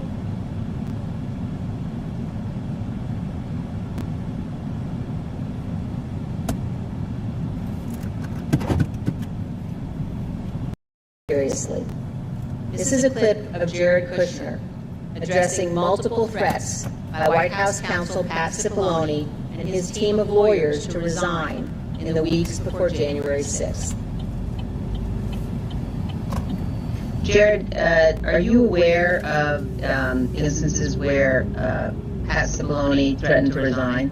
I kind of, like I said, my interest at that time was on trying to get as many pardons done. And I know that, he was always, him and the team were always saying, oh, we're going to resign, we're not going to be here if this happens, if that happens. So I kind of took it up to just be whining, to be honest with you. Whining. There's a reason why people serving in our government take an oath to the Constitution. As our founding fathers recognized, democracy is fragile. People in positions of public trust are duty-bound to defend it, to step forward when action is required.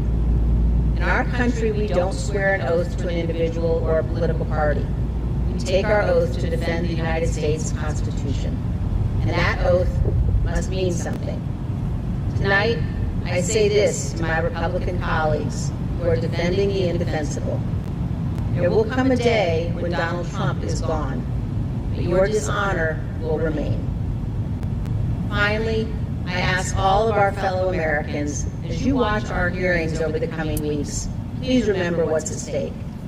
Remember the men and women who have fought and died so that we can live under the rule of law, not the rule of men.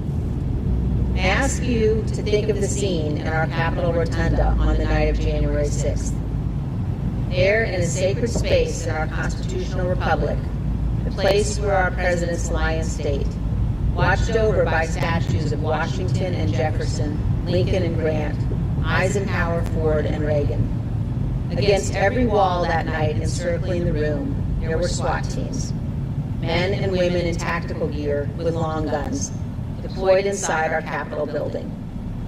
There in the rotunda, these brave men and women rested beneath paintings depicting the earliest scenes of our republic, including one painted in 1824 depicting George Washington resigning his commission, voluntarily relinquishing power, handing control of the Continental Army back to Congress.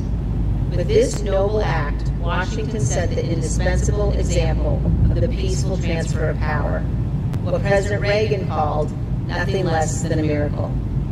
The sacred obligation to defend this peaceful transfer of power has been honored by every American president, except one. As Americans, we all have a duty to ensure that what happened on January 6th never happens again, to set aside partisan battles, to stand together to perpetuate and preserve our great republic. Thank you, Mr. Chairman.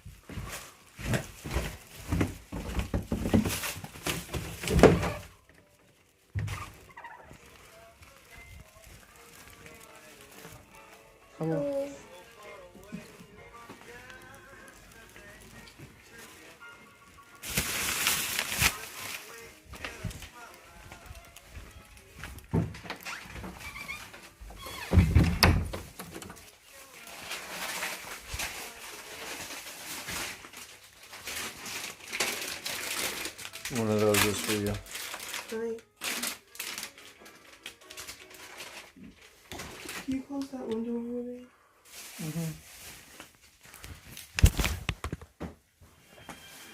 The orange chocolate bar and the peanut butter lovers Reese's are for me.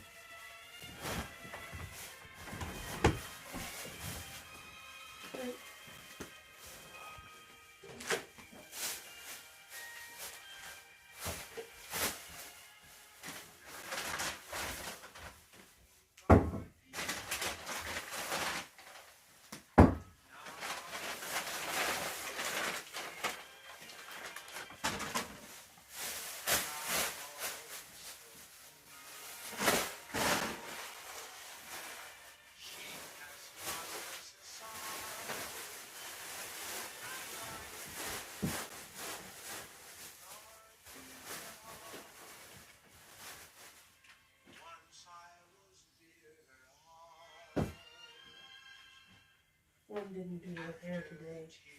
Cheaply bad. Yeah. One downloaded mods on their Sims. Cheaply bad. Oh, and this is really why. We figured out space on their computer. That USB now has my Sims on it, so now there's 20. Looks like it's also taking damage from the chair. So now there's 21 gigs worth of free space on my computer. Oh. So it runs like way better. Wait, now. you offloaded your Sims onto a USB. Onto the USB. Mm-hmm. So I'm able to play. I had that idea when you first started having this problem, but I just didn't want to recommend it because I like to hoard my space. Yeah, well. You need to buy more USBs. No, shiatsu. Well, we need to find the one that we lost too. Ridiculous. So unbelievable. It's right to the car or something. Or something. It might be on one of these shelves. Hiding. Maybe. Do you have the sign? Do you have the vape? No, I ate it.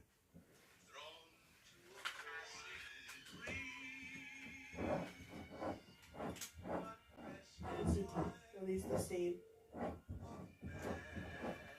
Say what? They are the same.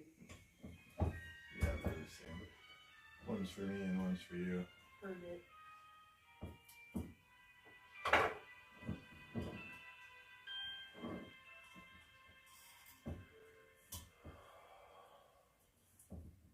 Are our glasses clean? Mm-hmm. Oh, that's nice.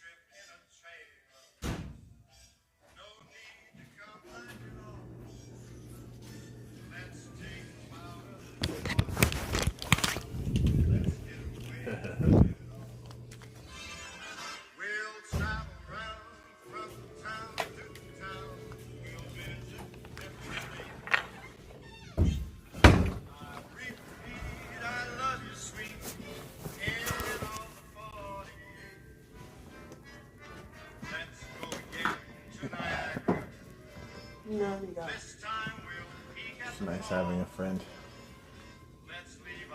You're talking about me? Yeah. Oh, well. You hungry?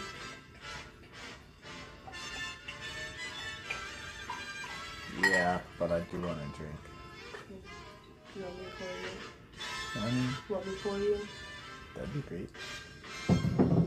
I don't mind uncorking my own though if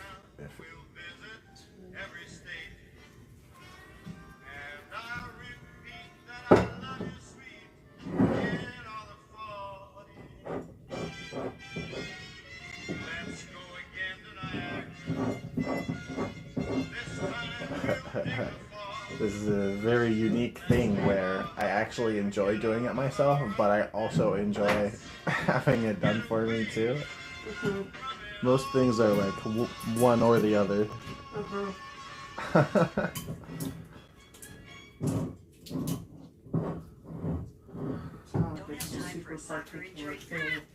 No, it's just something that's both easy and enjoyable, but technically a chore. Like on-site digital x-rays. See us and get better faster with Mount Carmel Urgent Care. Open 7 days a week with extended hours. Check it online, schedule a virtual visit, or walk in at one of our 3 convenient locations in Columbus, Grove City, and our newest location now opening in Hannah. Find the one nearest you at mountcarmelurgentcare.com. Hi there, we're Breezeline. Wondering what makes our business internet the best choice? Well, it's because we build our internet around you. Even the office leasing profits increasing you. She knows what's good, folks. She left me the bottle. Because we're fast, we're reliable, we're built for you. Right now. She knows I'm not turned until I have a whole bottle.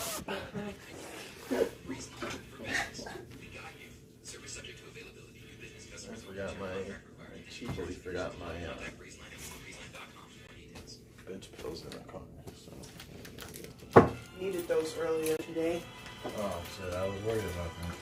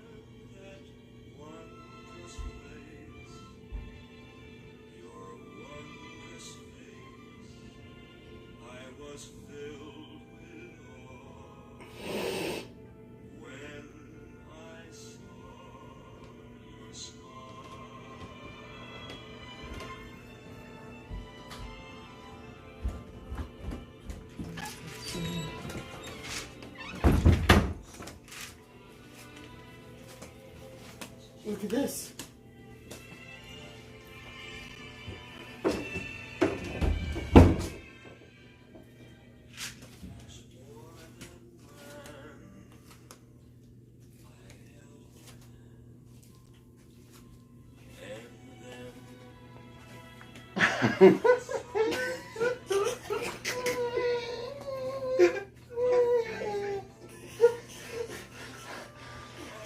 Millennial moms.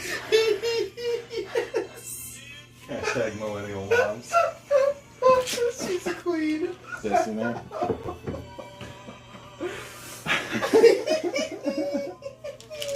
Okay, are you ever going to get married? I don't know what OKR means, but I guarantee you that's not what how I'm supposed to do. Nope. Nope. Putting together my OKRs. Nope. Nope. Terrible.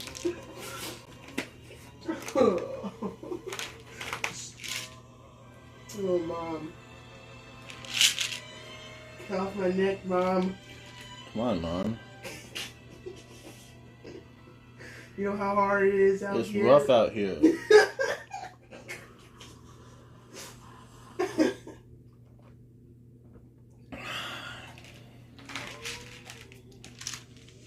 Why don't you go find me a girl and get off my back? I recommended so many good ones. Yes, that's what's going to be my next. What are you talking about? Mhm. What's wrong with Becky? Uh-huh.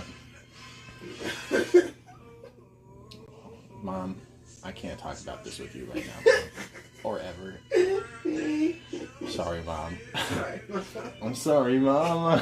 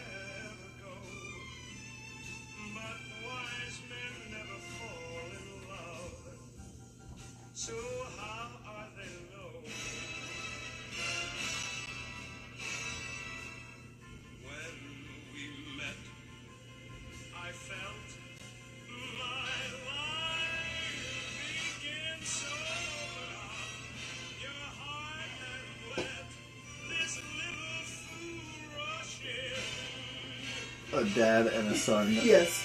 The man. LOL.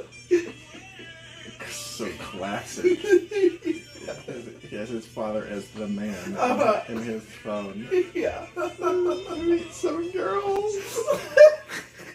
You're talking to me too much about classes. Where are the bitches?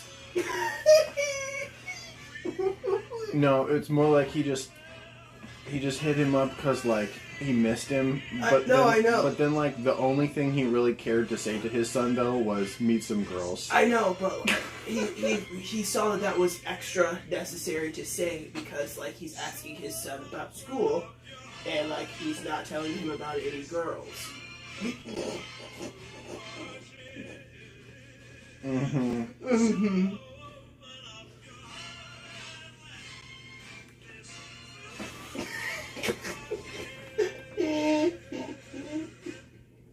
He asked you how classes are. There should be at least some mention of some chick. You're in college. You haven't brought anyone home yet, so. Your mom and I want grandkids. Nigga, what the fuck? What do you think I sent you to college for? I could have educated you myself. What do you think you need college for? It isn't the degree. No. Find a wife. See all these bitches running around here? You do know that's what they went here for too, right? Not the degree, right? Like that one chick said, if you're trying to get a guy who's like got a good job and stuff, go work for him. Yeah, no. These days, colleges, and for a long time. That's, yeah. Maybe always, colleges have basically just been like a like a place where relatively wealthy parents can send their children to go find a good mate. It's like one step off from an arranged marriage. You arrange college. It's the way marriages are arranged in America. Yes. It's our form of arranged marriage. Yes. Mm-hmm. Now that we're not doing arranged marriages, actual arranged marriages anymore, because we did used to do that. They're barely not actually arranged. Yes. Many of them still are legitimately arranged. The nicer school you go to, the more likely it is. Yes. For real. Mm-hmm. That whole Manhattan, New York kind of upper East Side. And there's so many marriages where the bride and groom don't think it was arranged, but it was. It was, absolutely arranged. And they'll just never know. Nope. Yeah. They might find out like 20 years after being married when after it's too late. Yeah, after when it's irrelevant. You got like grandkids You're like, and shit. oh, what you gonna do now? Get divorced? No. Joke's on you, bitch. Y'all got like 6 grandkids. Like, what are you? Y'all gonna look stupid. And your parents tell you on their deathbed. Yeah. Actually, by the way, I arranged that first date. I made sure y'all spent so much time together at just the right moments. I even threw in a little heartache just to seal the deal. I was the kind of Cupid the devil would come for. I made sure y'all got stuck in the cabin together in the winter storm. Mm-hmm. me and her parents worked together like hand in glove. Yes. Uh-huh. I literally employed them. Just to get their daughter for you. Yes. You're welcome. You're welcome. And as long as you said that you liked her first, you can't blame me. I asked you, you said she was cute. I'm just brilliant, and I knew what kind of thing you would like in the future, and I picked it out when she was like 4. Worst case scenario, I'm gonna take you to one of the little fundraiser things, and I'll make you look around. And I can do that when you're 4. Worst case scenario, when you're 14. No, I'll do it. Like, you don't do it just once. Like, you do it as soon as they're a sentient person, which is basically when they're 4, and then you do it again when they're like 8, and you do it again when they're like 12, and you do it again when they're like 16. See if anyone sticks. Yeah. you note all the data and you chart the trend.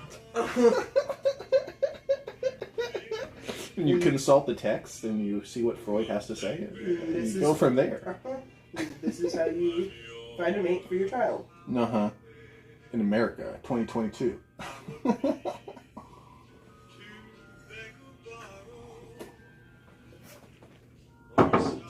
I realize my child ain't about to be tripping about not being married and shit. Man, oh my God, there's a 0% chance that my child is unmarried at the age of 25. Yep. Male or female. Yep. 0% chance. Unless they're like engaged and they for some reason want to wait to get married. You have to have a good reason. For what? Yeah. For what? It ain't gonna be money. No. So wait for what? Yeah, seriously. Right. Have you guys been dating? Do you love each other? Have y'all been together like 2 years? Because that's enough. Yeah. Actually, they say the longer you've been together before you're married, the less likely it is for you to work out, for it to work out. At least they say the longer you've lived together, bare minimum. But I think I've heard both. Been together and lived together. Yeah, but the data on that is to some degree contradictory, so. Yeah, you can't just have two people who never fucking met go and be together. But It's a like, spectrum, of course. Yeah. When it comes to arranged marriages and shit, though, I do think like a good 3 months, no more than 3 months, is really necessary of dating before you get married. Oh, yeah. That's just on some fucking Jewish ass No. shit, you know? That's the way I think too, but I like the way that, what's his face, Ben Shapiro, I like the way he got married. A lot. Honestly, to me, it could be 2 days or 2 years, but if it's right, it's right, and if it's wrong, it's wrong. Mm-hmm. That's how I feel about it. Yeah. It's based on the quality of the relationship that you have with the person, not any arbitrary measurement. Yeah.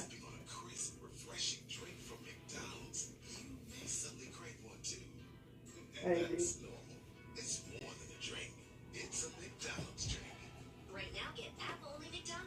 So, the mods I got on my Sims, yeah. I got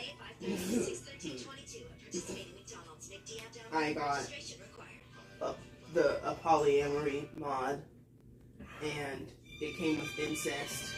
So Of course it came with incest. I'm using that. I haven't used it, but it's enabled. And this is a new... You're just like, oh, I definitely want to be able to do incest if I want to. I'm doing cottage living, so I'm like going to like the Vikings and all of that. Yeah, I know what you mean. I would not make. I'm making fun with you, not of you. So it's like the reason why I needed polyamory, which is why I went and got a polyamory on, because I love my cottage living thing, but like I harvest too many plants for one chick to make it all. Okay? Wait, one chick to make all what? All the food that I harvest. LOL. Wait, so you have a farm? Yes. Because you're doing cottage living. See? My farm. That's so sexy, but it yields too much for one chick to do all the work of it. It's because you make way more money if you make the food you harvest into food. Okay. Right. So it's not just harvesting. Because you can totally just sell the apples and the berries and all that. But if you bake and cook and all that jazz, it's worth way more. Yes.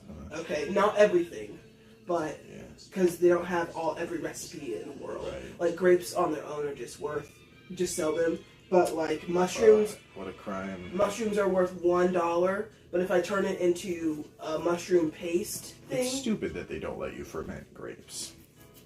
Yeah. I bet I could get a mod, and if no one's made a mod, that would be a really Bro, that would mod. be a badass... People would kiss the ground you walk on for making a grapes into wine Sims mod. They're great making wine mod. I'm Googling that Right. because I would like something to do with my fucking grapes. Right? It's unfair that you can't turn them into wine. Or at least grape juice.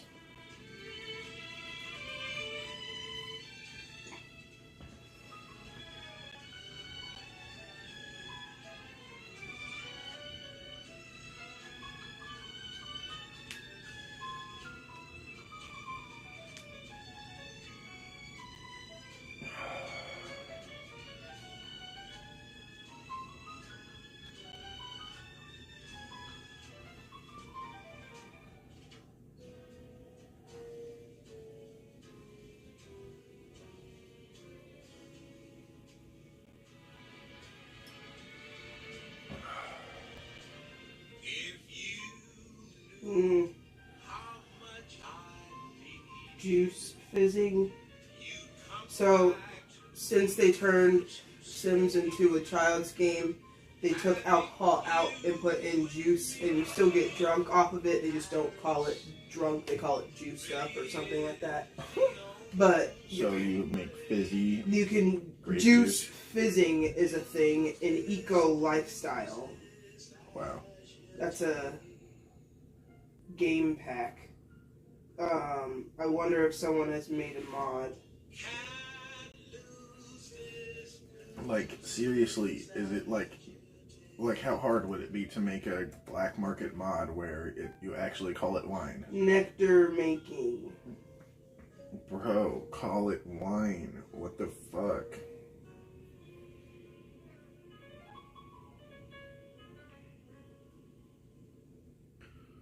What, can your mod get, like, locked out somehow if they don't like it? No. Yeah, that's what I was... So it's retarded that no one made a mod where they call it wine. Adds a new practice station complete with a level 10 skill, several custom buffs, social interactions, and new craftable nectar alcoholic drink. They've been calling wine nectar since Sims 2 or really? Sims 3. I imagine it has some kind of legitimate basis. Nectar isn't the worst thing in the world. Yeah. Nectar is actually a very not the worst thing in the world thing. to call Wine it. is nectar. It's just a kind of nectar that has its own name. Technically, nectar is more special than wine because Isn't it more concentrated or something? it's a legendary mythical. According to Greek mythology, nothing to sneeze at. Ambrosia was what the gods ate, and nectar was what they drank. Yeah, that's why I've heard it.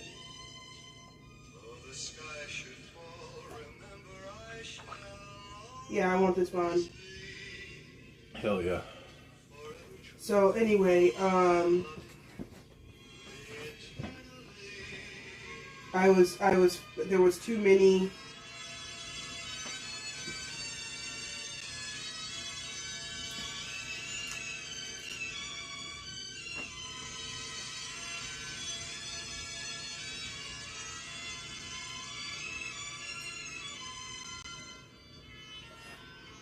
Okay.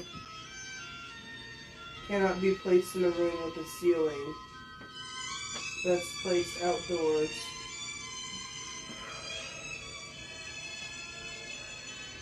Combine nectar flavors. Anyway, so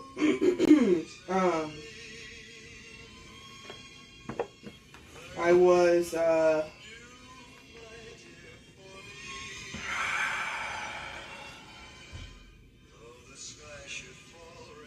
I needed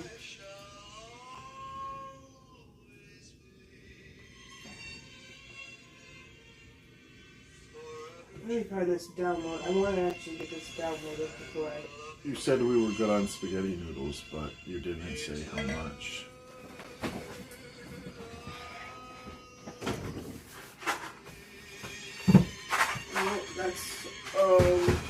One full box right there. One full pound that's unopened. Oh And yeah. the other one is unopened, but together. I did go on kind of a purchasing bonanza. I think we're good. Jeez. Don't keep throwing my noodles on the floor. Yeah, totally get that. I'm joking.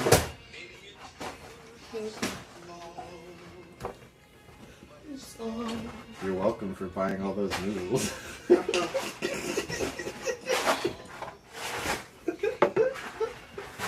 Let me know. You know what I just reminded myself of? Nani. Kung Fu Panda. Oh yeah. Yeah. I also have to show you, my Sims is now porn. You were trying to explain that to me a second ago. I was. Yeah. Because of the multiple bitches or whatever. No, it's like literally porn. Oh. Actually. Right. What do you mean? I had to show you. I just had to show you. Okay. I've never had one of these before. One of these mods before. I've always like avoided these mods because like. Oh, did you get like realistic body mod? Yeah, I didn't get it myself. It just came with this polyamory mod. Polyamory mod. Of course it did. It's an all include. It was Any a very good polyamory mod would come with realism. That's that. It also came with the same I one. always told you this game would be better with that. I know. It's also the same one that comes with the sex or whatever. I mean, not the sex, the incest. Polyamory mod sounds like a red flag, but in reality, it's just having freedom, like in reality. Yes. So the name of the mod that I got is called Wicked Whims. And they have another one called Wonderful Whims. LOL. Those are two different mods. What the fuck?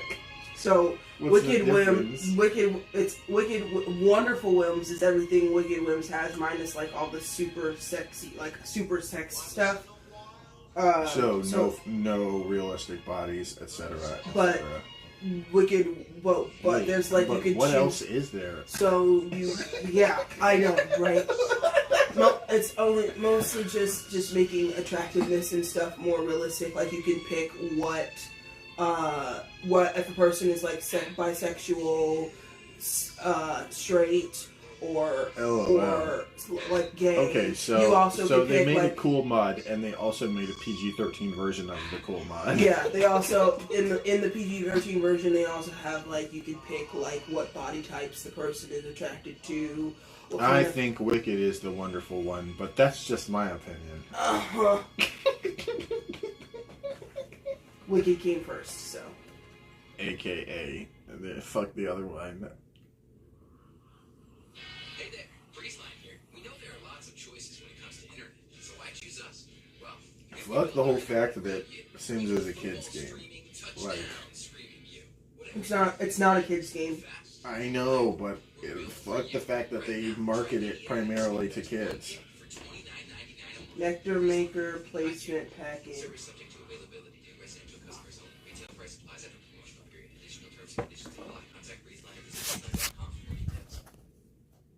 Do I need all of these?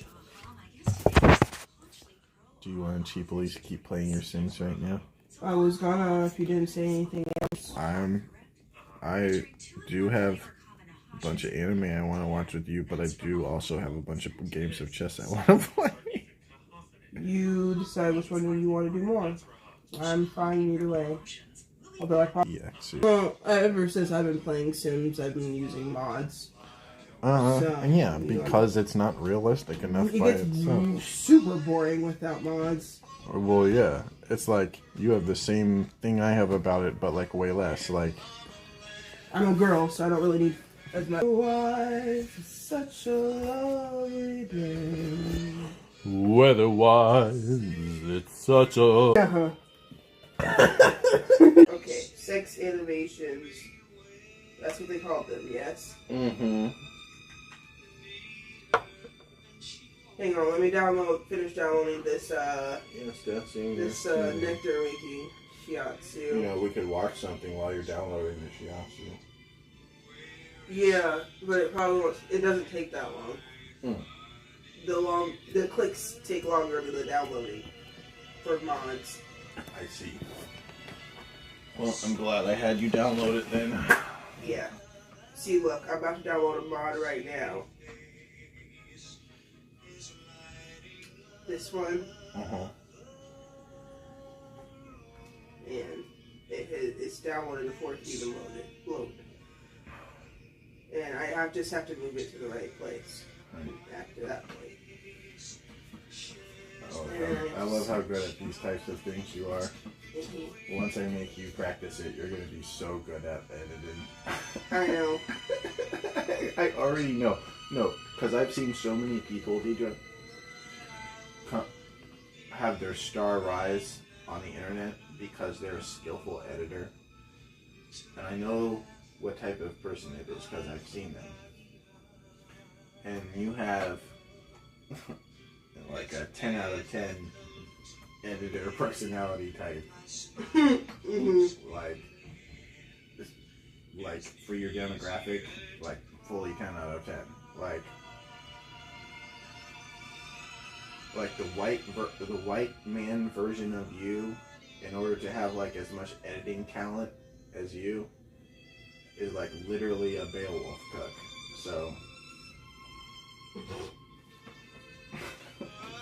Yeah. Well, I know I could be a very good editor. First, because just on my own, without even studying all of the things to look for in editing, I've done a very short piece myself where I edited very high quality, super high quality. Yeah, where I edited multiple videos together. You edited a perfectly positioned 1 second clip that you just. Oh yeah, there's that. I've done that a couple times, but I was just talking about that one. I wonder if it's even on this phone.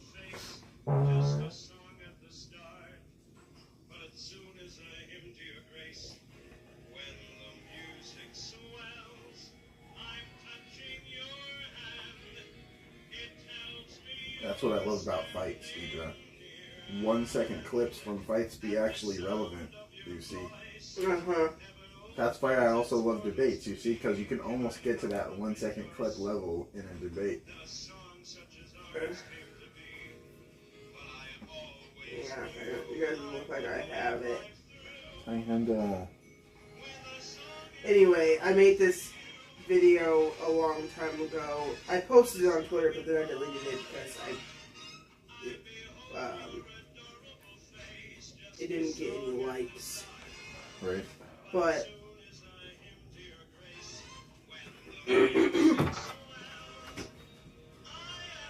it was a scene from, and I showed it to you, so it should sound familiar when I describe it, but it was a scene from Captain America, one of the Captain America movies, and he was like, he had just ended this like romantic moment or whatever with a bitch in the middle of fighting, you know how they be doing. Yeah. And he like runs away from her, you know how they be doing. Yeah. And he like jumps through. I'm off to go die in battle. Yes. Yes. That was totally. Yeah, that was totally the attitude. So he's doing his run and he's off to go die in battle. And the first thing he has to do before the scene change is like grab his shield that was holding two elevator doors open and jump through the elevator doors. Okay? And then run off the scene. His vibranium shield or whatever the fuck. Or whatever the fuck, right? We had recently just got done watching Final Destination. When I had watched that scene, okay? You know me this before. I know, I've shown you this before. Okay? So I was like, so you know where my mind went when he went through that goddamn elevator. Okay? So I don't remember where you got the footage from, but you edited together a clip of him getting his fucking head cut off. It was not his head cut off. It was a scene from the elevator scene from Final Destination. That's what I need. Okay, so I edited together the Final Destination getting their head cut off. As soon as he went through the door, it was the. It was so good. It was so good Yes.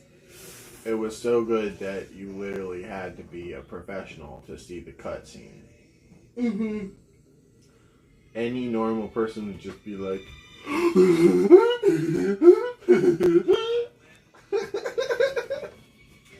No, they would crack. No, you knew it was two different movies because it was just too different of a person. nah. But most people have seen both of those No, movies. but there's a difference between understanding that it's two different things and noticing where the cutscene Oh, is. yes. Mm-hmm. Yeah.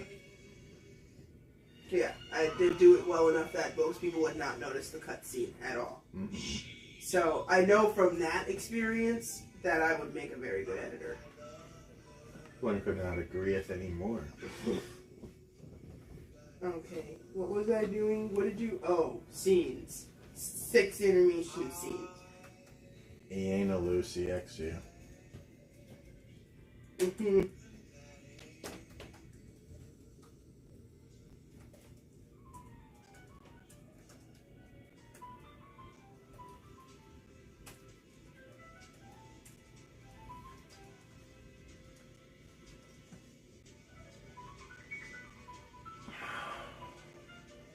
Animation installations. Download animations.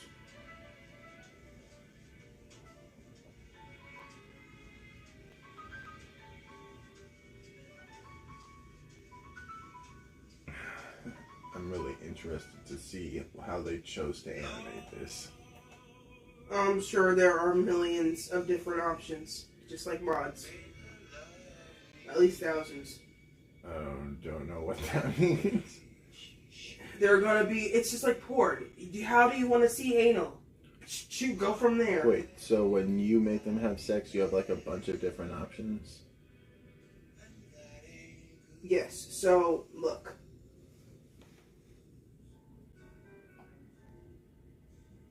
More choices. Wicked. Next, oral sex, vaginal teasing, oral job, hand job. Okay. Oh, wow. And and there's more context. Foreplay, fingering, face sitting, doggy, cuddling. Okay. Never mind. Just the list goes on. That answers my question. I didn't know that they had all those options. This is my favorite one so far. Although I've only tried this one. Wait. This is the only one you've tried, but it's your favorite one, quote, so far, unquote. Class Deidre. I mean, it's the only one I've chosen to pick. Oh, that's so funny. Uh-huh. It's funny because I do that to you a lot.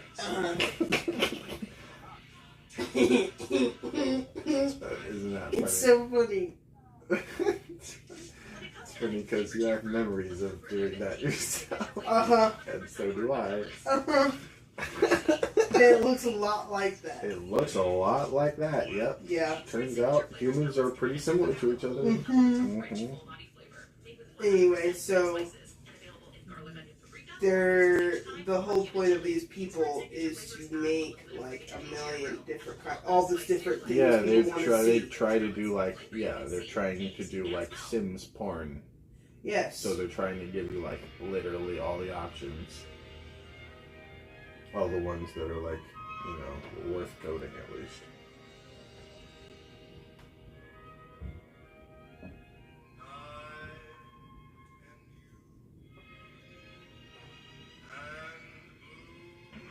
Oh, looks like you can make like fucking direct requests. Almost certainly. Mm-hmm. Honorary animators, veteran animators will go there.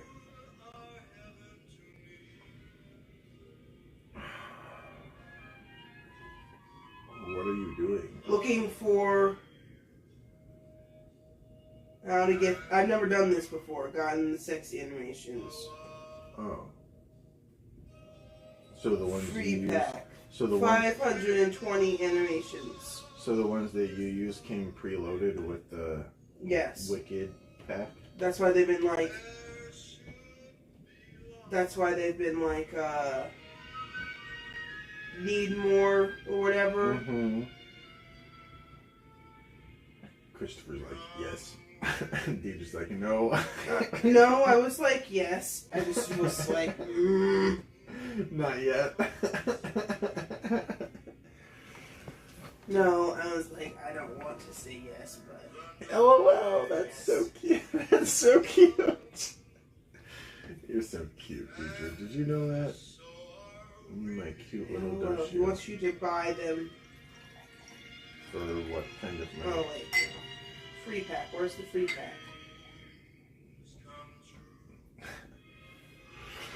There was a free pack of 520. How much you want for that Sims anal porn? Well,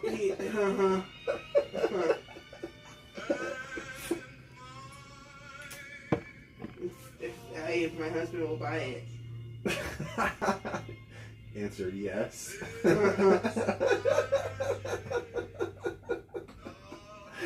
LOL if LOL. It's like way better of an investment than paying for like actual porn. Yeah. Like I wouldn't even pay for real porn. I have never paid for porn in my life. But I would pay for this shit.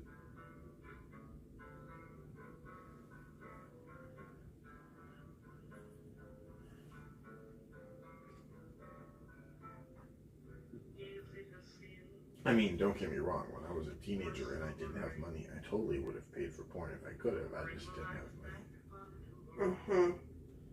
I just want to know how to get the free pack.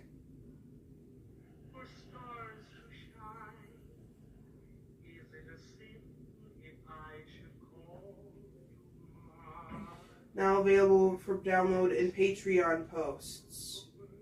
What? Oh, you have to follow them on Patreon. I'm on their Patreon. Wow. Maybe you have to be a Patreon.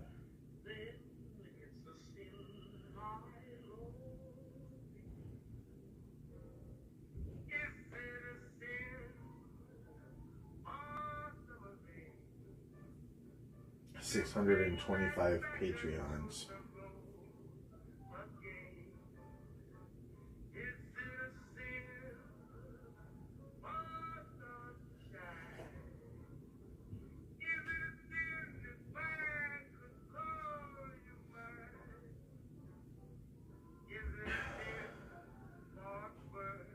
This person makes at least $625 a month on Patreon.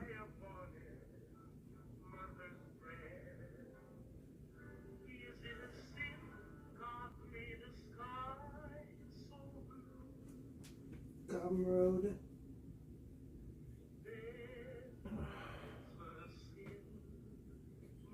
This is just one of the animators too. How insane is that? They had like a giant fucking list.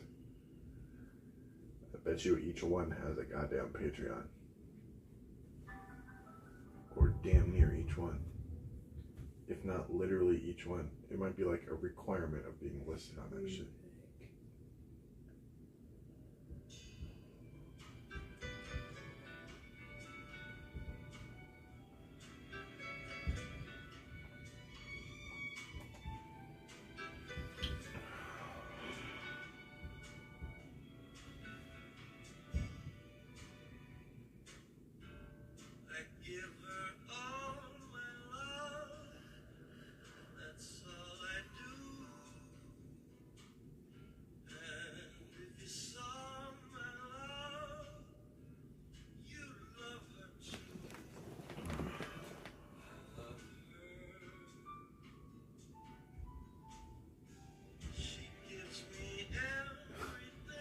Bondage pack, BDSM pack. I just see a normal anal pack. Oh my god. Yeah, you need to find someone who's not a fucking lollyfucker wannabe. Someone who is just a Chad that likes anal.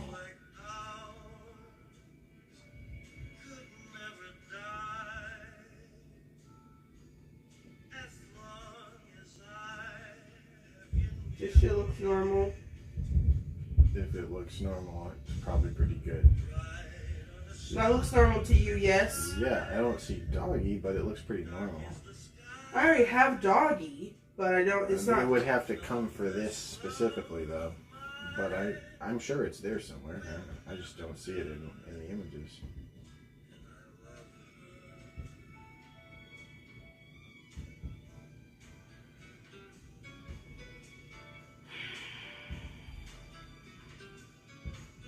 No one in their right mind would make a whole pack and exclude doggy.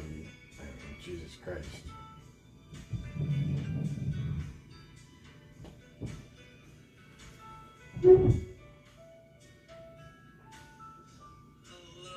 Where is the file?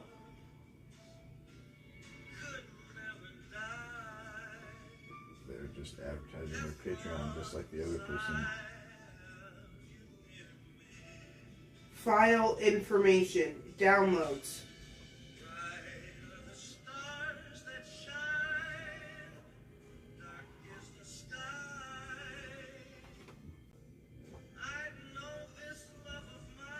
It's so messed up that this shit can't be legitimate.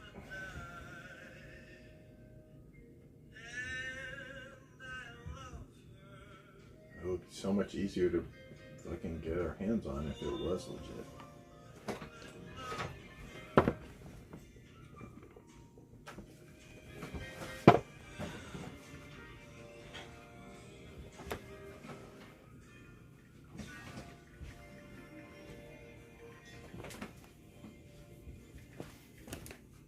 Do you have to pee us?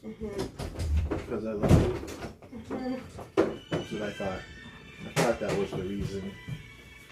Mommy Tay loving me so I could not need to pee on. Come inside. You know what I want to watch you with you? Nani? Greatest teacher. Mm.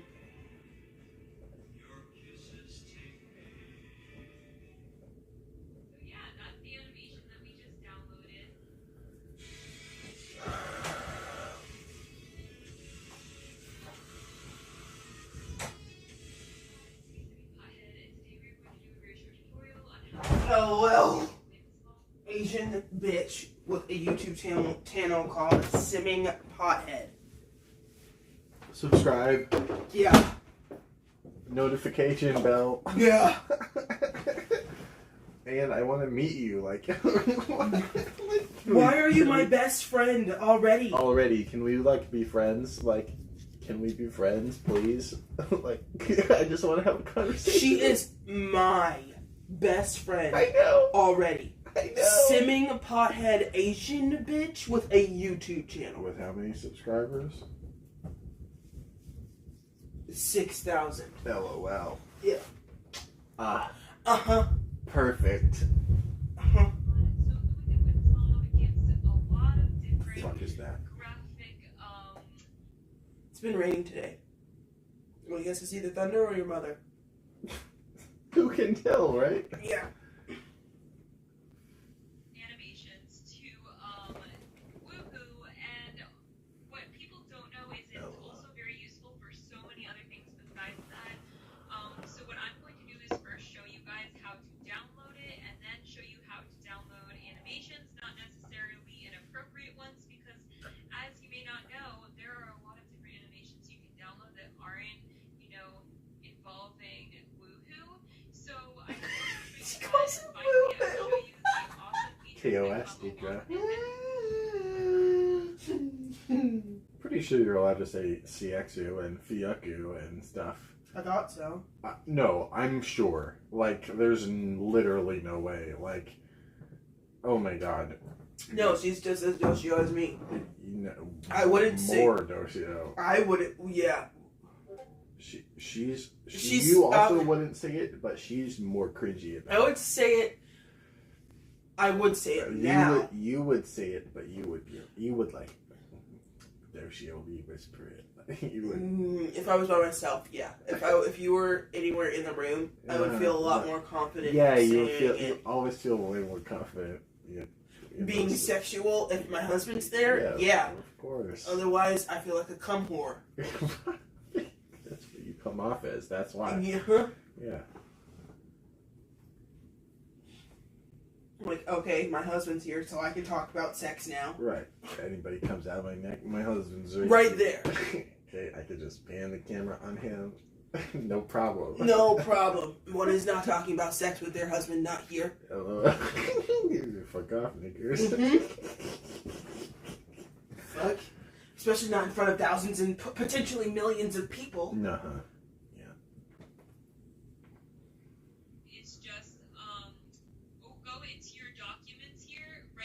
Yeah, I know. Mods, and here is your mods folder with all of the Look how much mods this bitch has. And here you're She's just like you.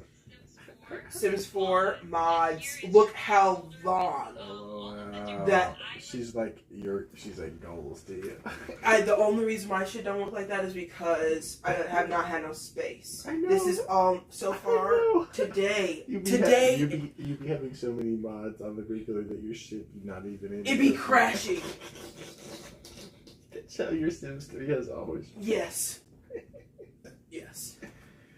Because I don't do custom content, I do script mods, which are the worst for the game. I know. Because it changes how the game is played. It's a lot of data. And it's not just data, it's structural. Yes. So like custom content, that's just adding like wigs and hair. Yeah. But my whole nothing. my polyamory, that's changing how the game is coded. Yeah, you gotta dig deep for that. Mm-hmm. You gotta know your shit. Yeah. To make that mod. So like I've been like layering all kinds of mods, changing like the way the game is coded, all on top of each other. Okay. That's what I'd be doing. Yeah. And then I'd be like, oh shit, my shit crashed. Well, gotta get rid of one of these mods. Because one of these mods wasn't compatible with another one. Wait. Now, included in the polyamory mod. So, if the polyamory mod gives you realistic bodies, does that mean you can, like, edit the bodies realistically? Like, what do you mean edit? Like, give them, like, bigger or smaller parts? And but that's not because of the mods. Although I'm sure a mod can make it even more extreme than Sims has. Yeah. But this is actually, I'm glad you asked this question.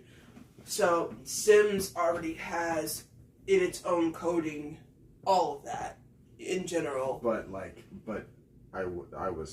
obviously you would need to like include that aspect of the coding in a mod if you made them. So what you do is when you're coding, you don't change the code of what the person looks like. You're only doing the code of how the person moves, whatever they already look like, to do the scenes, the sex scenes. This is going over my head, but I don't really need to understand it. So there's code for what the sim looks like, and there's code for how the sim moves. And the polyamory only changes how the sim moves,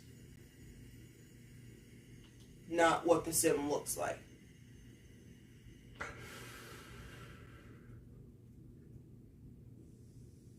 That's not possible because they don't show you the details of their naked bodies without the polyamory mod. Yeah, but those details are already there with the... Well, I mean, they are literally already there. You decide I decided how big the boobs are going to be on my Minna wife, and her ass. I mean, her ass significantly bigger than what it came with. And this is why I was glad you asked that question. Because of that, I found out that since this whole BBL shit got super popular, yes, Sims 4 upped the ass size. Oh, LOL. Yeah. But not the boob size? I didn't test that part. Of course you didn't. Actually, your Minna wife's boobs are too small, just so you know. I can change them. They just. I will change my bitches so that you like looking at They're them. grossly small. They don't. It's just. I'm really glad that I did do this because I'm now any bitches that don't have big enough. I can see how they're supposed to look when they're having sex, and I can see that their boobs are too small and their ass is too small because I can't. It's not. You're like, that doesn't look like nope. me. That doesn't look as good as it could. Uh-huh. Like, I should see all these curves. Yeah. Like, the curves should stick out while they're having sex. Yeah, like... And... Like, okay, like, when you're fucking a bitch, and she's, like, basically sitting in bed, and you're fucking her, so, like, from the camera angle...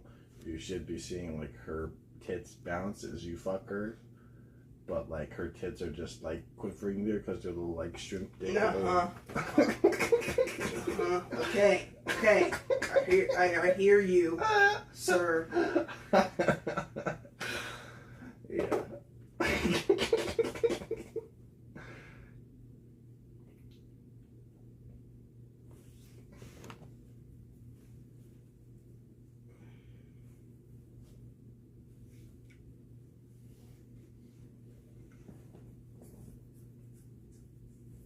Maybe I have to sign up in order to do the downloads. Maybe. I'm gonna try that.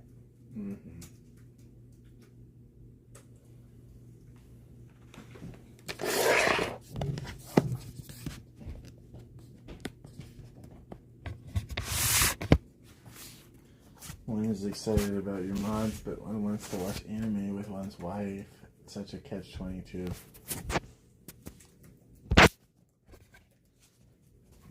Yeah, well, one is excited about their mods, but they were supposed to do their hair, so I totally understand. Totally understand. Yeah. I guess I'll just cheaply play chess. Well, you're the one who wanted me to do all this, first of all, and second of all... I know. You still had, like, chess games you wanted to do or whatever. I know, but now I'm in the mood to watch with you, and cheaply terrible.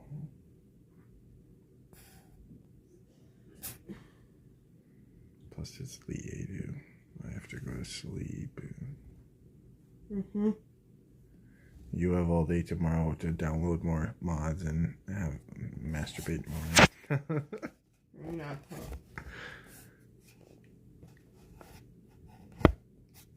I have to get to work as cheaply early as is physically possible.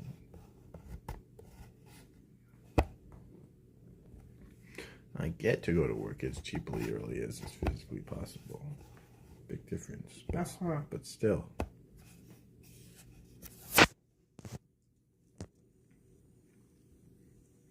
Thank you, Bill Cordray. Download this file. Just me. Wait, so does that mean I can do the one guy's? The one who had like 500 and something? Great question. Because he totally had... Oh my god. Oh, this is unacceptable. Download this file. Fuck yeah. I don't know where I... 520 animations. I do not know where I cheaply put my stylus, and it's killing me.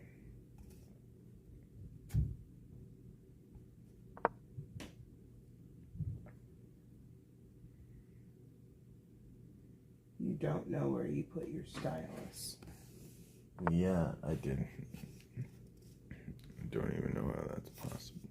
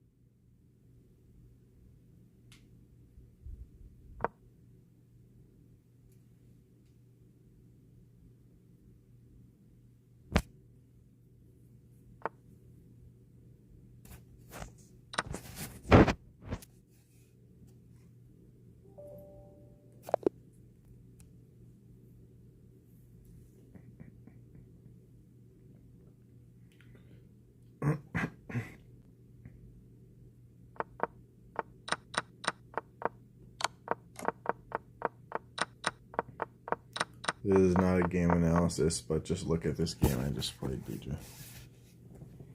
In the arena. 17 trophies for this fucking game.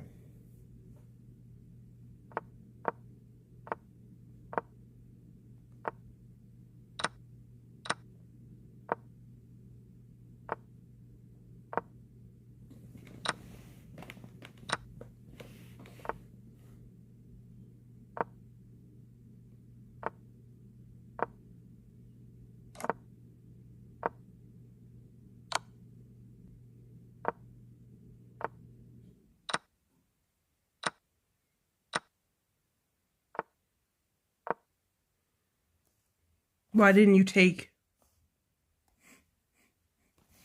Because,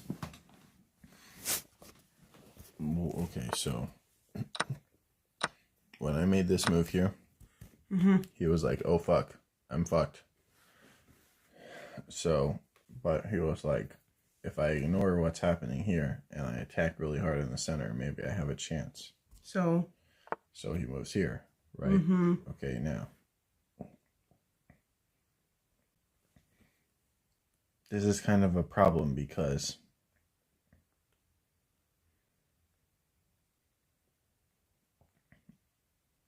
his rook eventually might be able to pin my queen to my king. And I don't have to take this right away because since he didn't move his knight, his rook can't move next turn anyway. And he's not threatening my bishop with any of his pieces, so he can't take it. So I still get to kill his rook next move, even if I don't kill it this move. So I just went for the demoralization move of threatening the queen while also threatening the rook. He goes there. Major blunder. Loses his queen for nothing and resigns immediately. LOL. Yeah.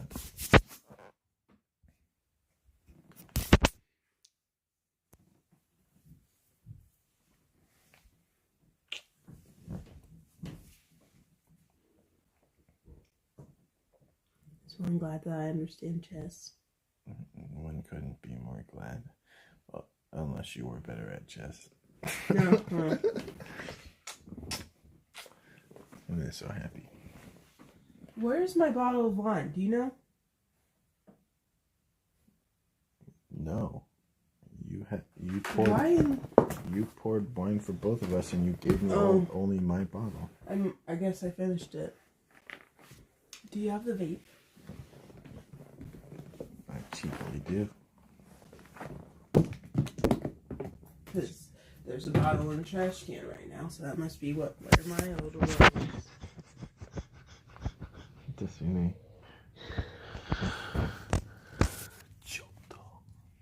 Open the archive. Okay. Open the archive.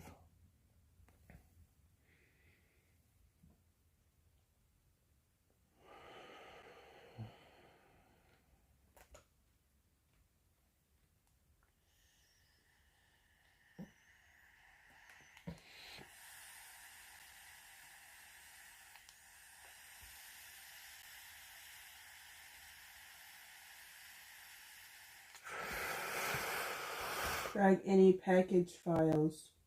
Height. Come on, come on, come on. Come on, come on, come on. Come on, come on, come on, and dance with me.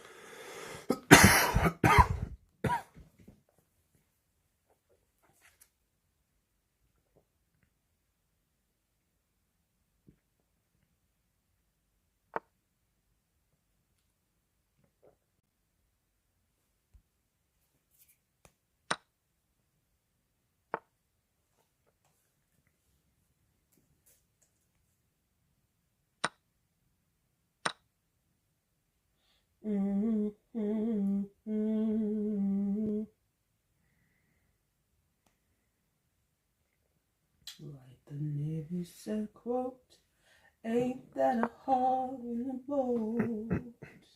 Like the sailor said, quote. Whatever. He doesn't love me. So much trippeth, all the trippeth. My head keeps spinning. I go to sleep and keep grinning. If this is just the beginning, my life is gonna be beautiful. That song makes me want to play New Vegas so bad. Only the no running prevents me. I swear to God. Is there a mod? Oh, that's your name.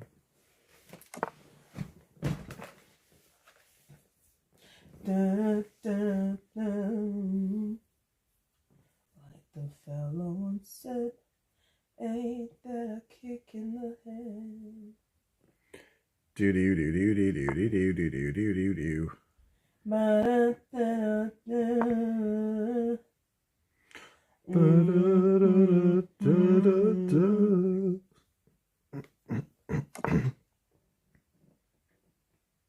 Like the fella said, quote, ain't that a hog in the boat? Do do do do do do do do do do. My head keeps spinning. I go to sleep and keep grinning. If this is just the beginning, my life is gonna be beautiful. She's telling me where we went. She's picked out a king-size bed. I couldn't feel any better or I'd be sick. Tell me quick. Oh, ain't that a kick? Tell me quick. Ain't that a kick in the head? One haseth, sucheth of a wine maker, and they should have some anal That's awesome. videos at least. Very exciting. They have to restart their Sims though first. Right. Because of course, if you download some shit, you have to restart it before you can see it again. Stupid. That's me. It's just how stupid everything stupid works. Yeah. Fucking technology. How about I have my shit like as soon as I download it? Like let me download some shit in the middle of playing and let it work. That's your name.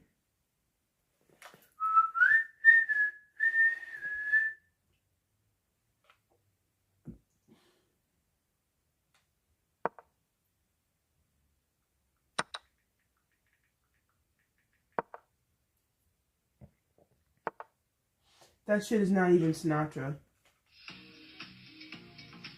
Ain't that a kick in the head is not even Sinatra. That's funny.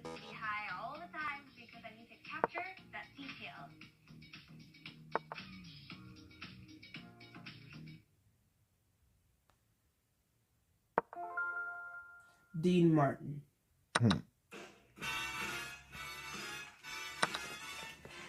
Hilarious.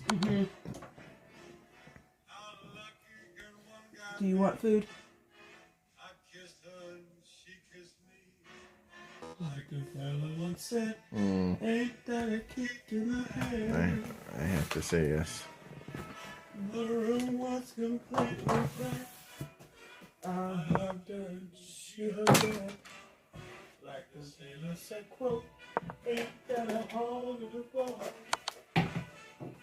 My hands keep spinning. I go to sleep and keep grinning. If this is just the beginning, my life is gonna be beautiful. Shine up this breath. Tell me quick, Ain't that a kick in the head?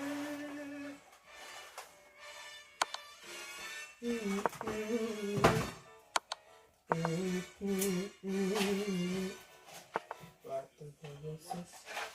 Ain't that a kick in the head?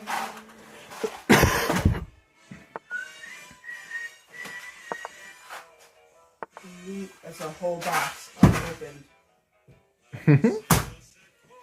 Badass. Asif of the bad, Deidre. Asif of the bad. Asif of the bad. Asif of the bad. That's me. We got a pound in this one too. Because this is a 2-pound box that's half empty. I'm so proud of myself.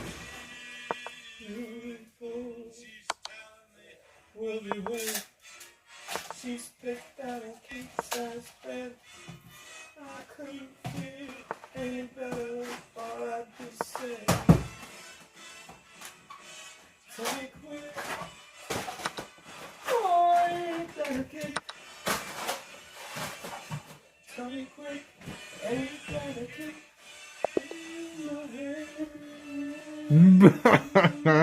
Wait till you see this game. 18 trophies.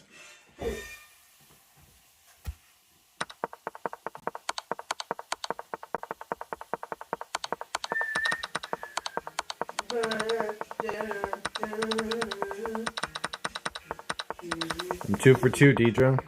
Huh? I'm 2 for 2 today. In the arena? Yeah. The 10-minute arena.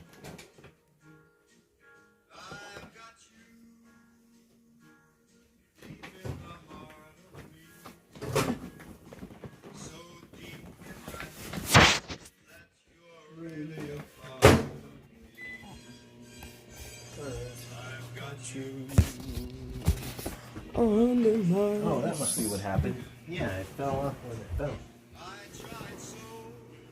fell. On the stylus. Goodness you. What am I looking at?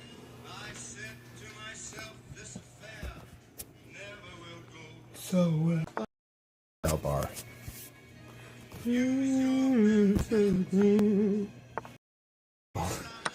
Going at light speed.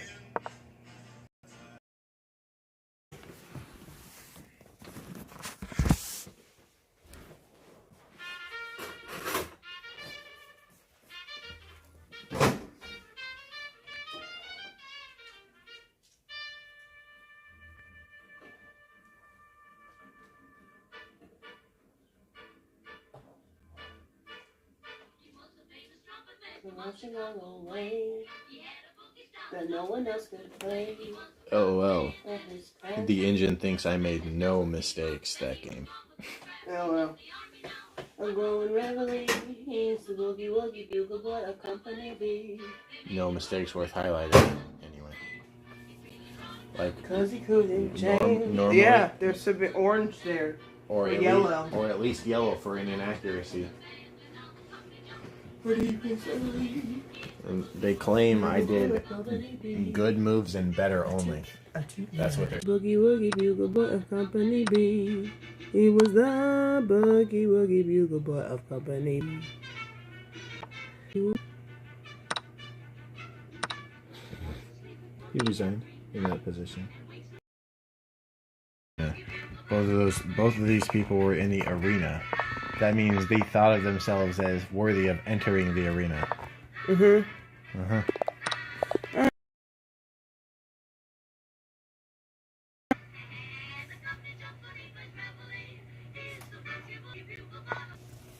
Thanks for watching. He was with a rook when my king is guarding. He panic fired with 7 minutes and 58 seconds on his clock. Like I said, he was an idiot. Bro.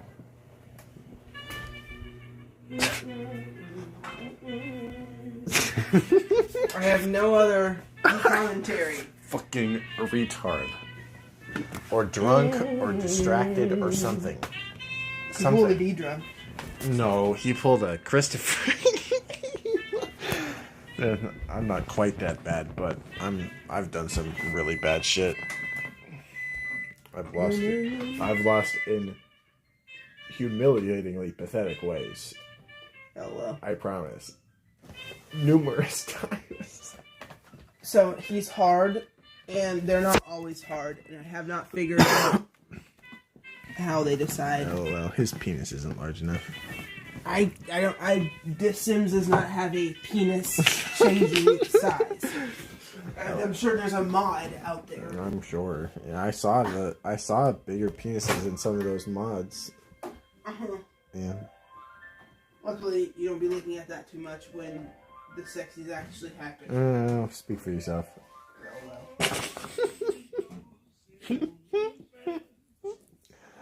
As the non-penis haver, speak for yourself.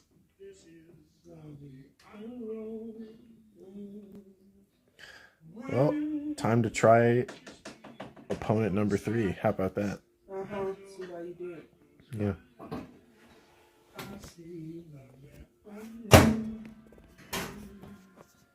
When you kiss me too long, and you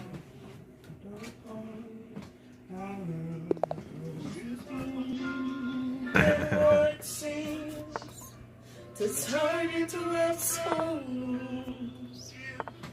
Your heart and soul to me, and life will always be love the unknown.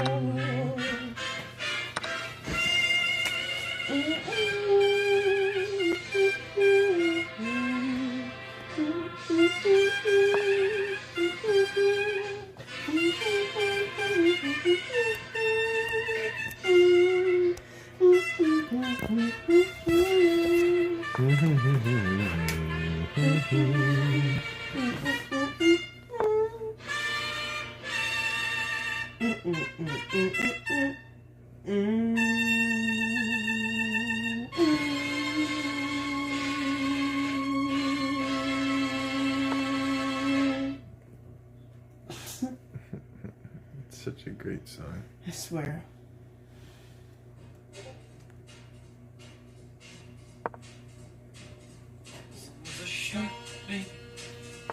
And such teeth, yeah. And it shows that pearly whites. Just a jackknife has old many been. And it keeps it out of sight. You know when that shark bite has its teeth been. Scarlet billows start to spin. Fancy glows low with so many things. So there's never a trace of red.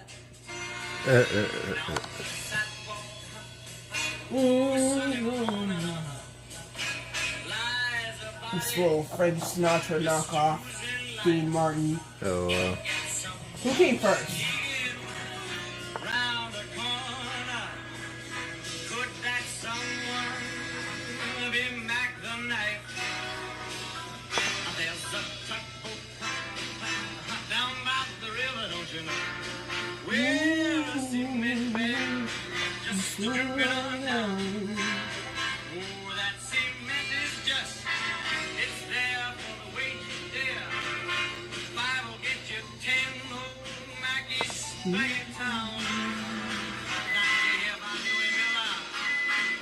Wow.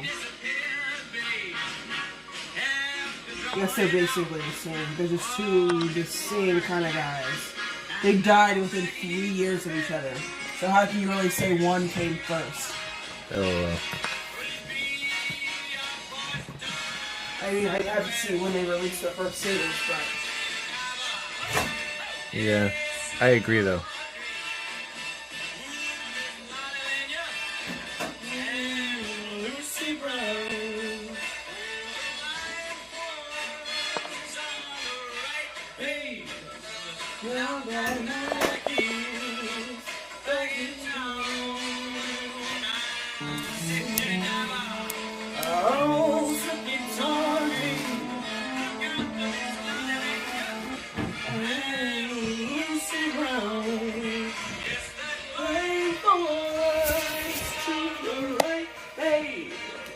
They're both just real Sicilian singers.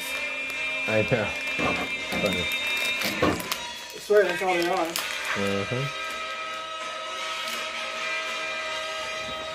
They're just like that little Johnny boy who was. Yeah. Uh-huh. Uh-huh. Yeah, the Johnny. They're always just like Johnny. That's why Johnny is the character that Johnny is. Uh-huh. It's one of the first characters introduced in... Literally one of the first. He might be the first character introduced in Godfather. He's not the main character, but he's one of the first characters ever introduced. No, the first. He is the first, isn't he?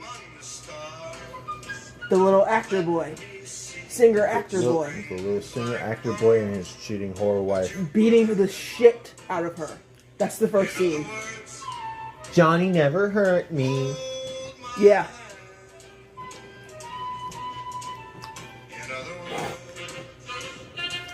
Baby, kiss me. Fill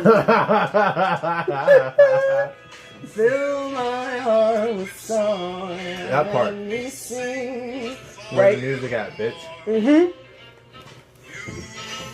All I long for, all I worship and adore. In other words, hope be true. In other words, I love you.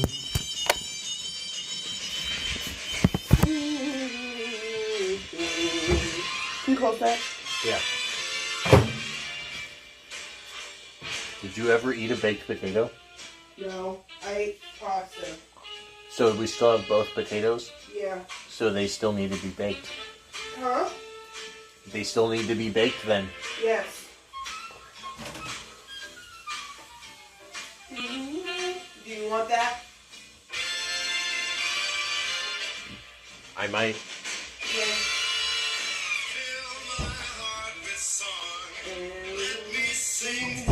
Well, decide soon, because it takes a minute. I want that. Okay? Is that soon enough? Mm-hmm.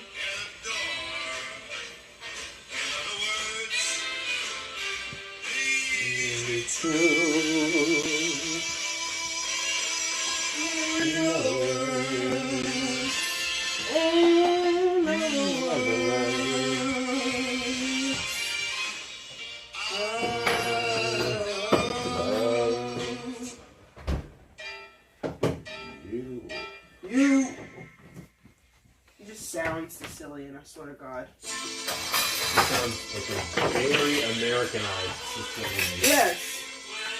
This is a much more Sicilian sound. Yeah.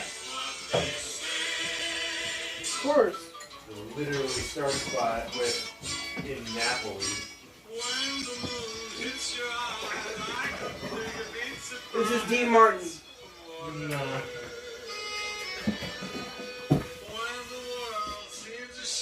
I told you they sound like Sicilians. One of the greats. He sounds just like Frank. He's different. I know he's different. I can hear the difference, but I hear more differences than you do. I know, because I'm not white, but I'm just saying they're very similar styles. Like tone of voice, similar styles of Frank music. Sinatra was... Okay, here's the difference, okay? I just said I can hear the difference. Okay, but I'm going to characterize it, okay? Frank Sinatra is your American Jonathan famous singer. And Dean Martin is your Italian Steve famous singer.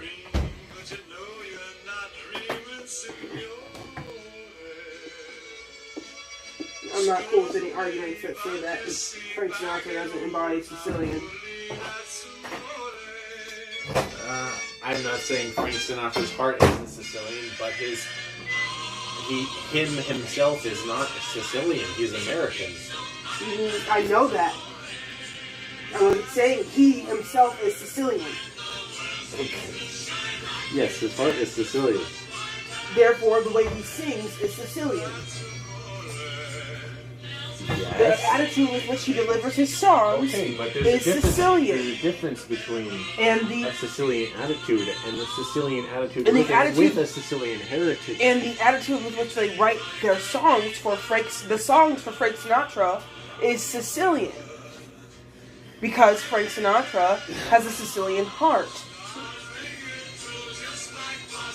All right.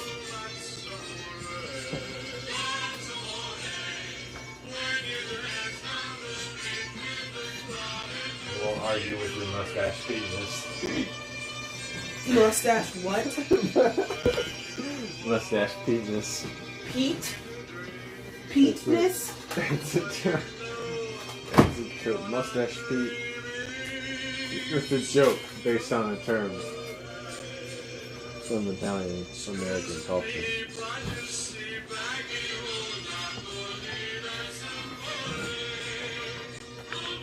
By the way, peanut butter lovers, Reese's, best thing ever. Yeah. Wrong.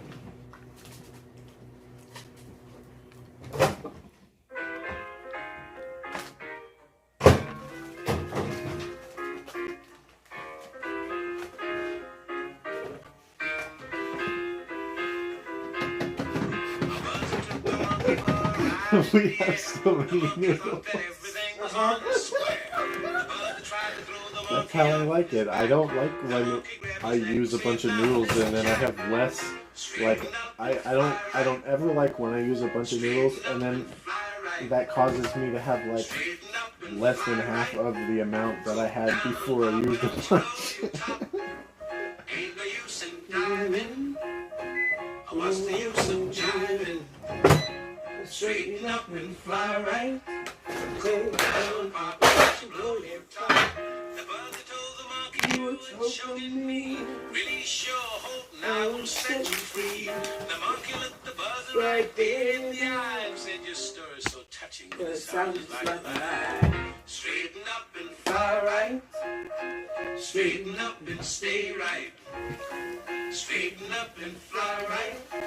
Cool down, Papa, don't you blow your top.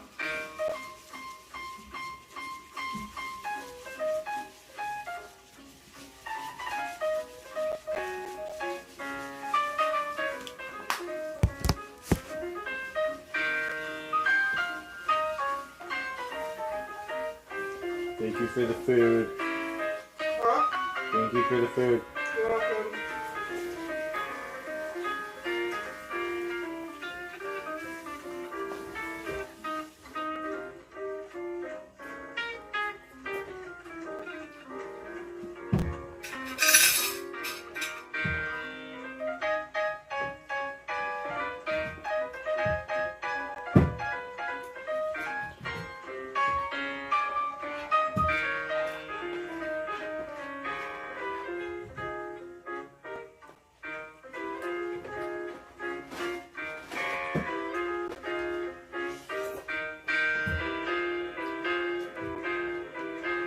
Straighten up and fly right. Straighten up and stay right. Straighten up and fly right. Cool down, Papa, don't you blow your top. Fly right.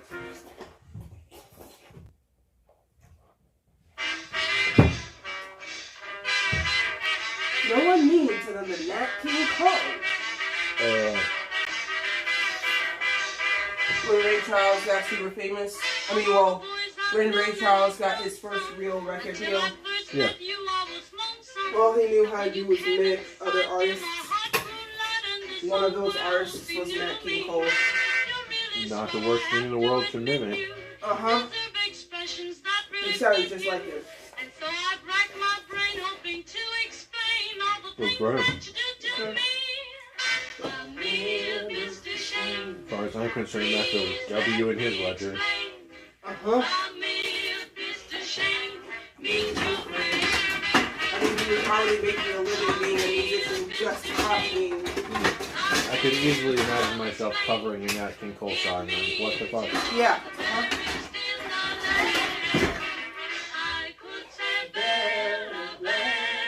I think you're not a real man if you haven't covered a Nat King Cole. Uh-huh. inclined to agree with you. Another thing?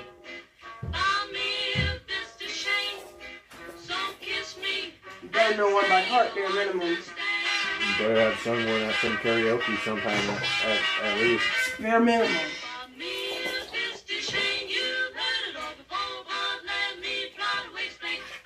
Can't even get salt. Mm-hmm.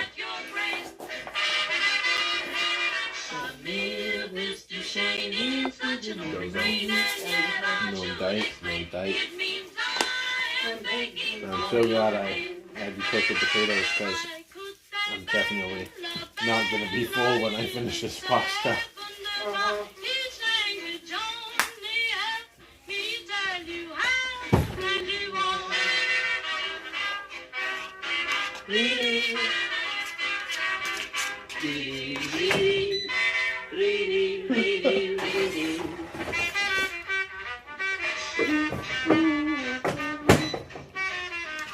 That's what happens when you work all day without eating.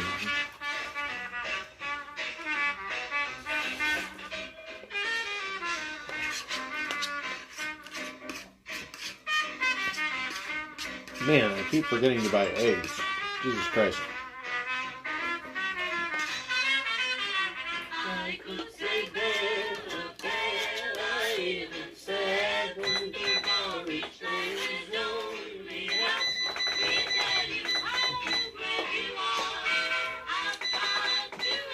That was so good, Eva. Thank you so much.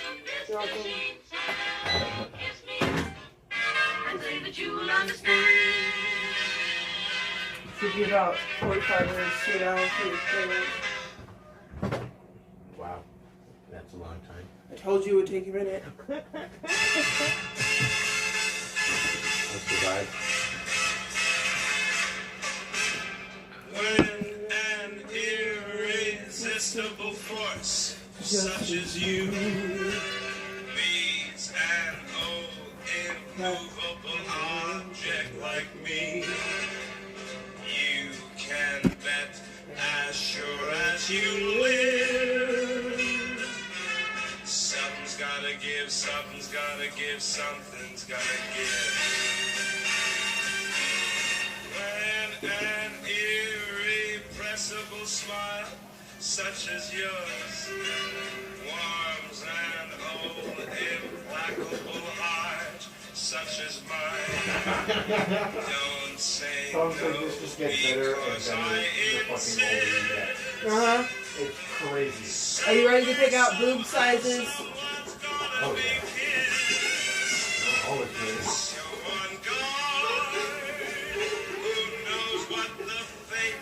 Have in store from their vast mysterious sky. I'll try hard. Ignoring those lips. Oh, why is she still so hot? Even though she's taking Sims. So this is the chick who said he doesn't have big enough boobs. Sure doesn't.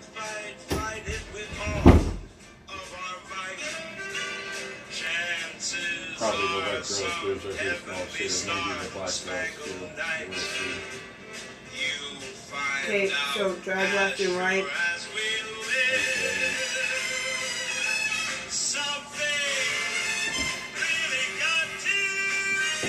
Hold on, I'm making you milk tea. I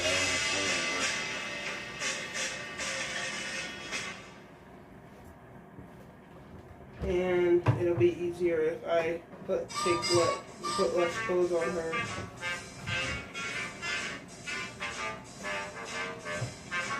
Just in time, I found you just in time. Before you came, my time was running low. I do like me some Prego. It's funny. Huh? I said I do like me some Prego. It's funny. You're talking about the sauce, right? Not pregnant women, right? No. I mean, pregnant women too, sure, but... No, I was talking about the sauce, yes. Uh-huh. Where I'm going, down here, I'll find my way. Oh, love keeps just Okay, so you rotate the bitch just by clicking off the bitch, near the bitch, and holding down and turning. And then you click on her boobs or any part of her body to, as you drag left and right to make it really small. That's the biggest. That's the biggest? Yes. Turn her to the side and you'll see how it works, too.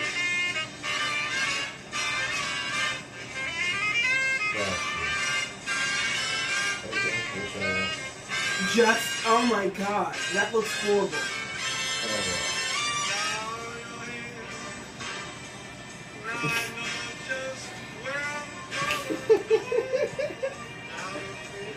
She said about boobs that are not even as large as her own. Yeah, well, they're not in mine, so they actually fall.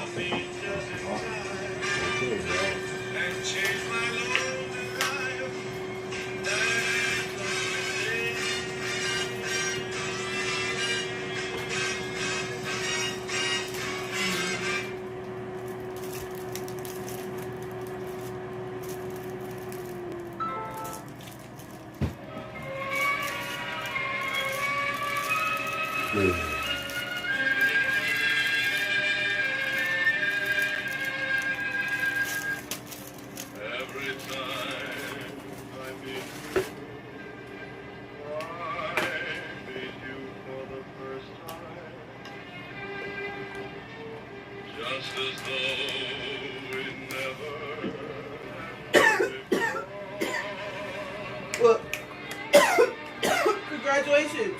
You installed new sex animations. A total of 502 animations have been installed.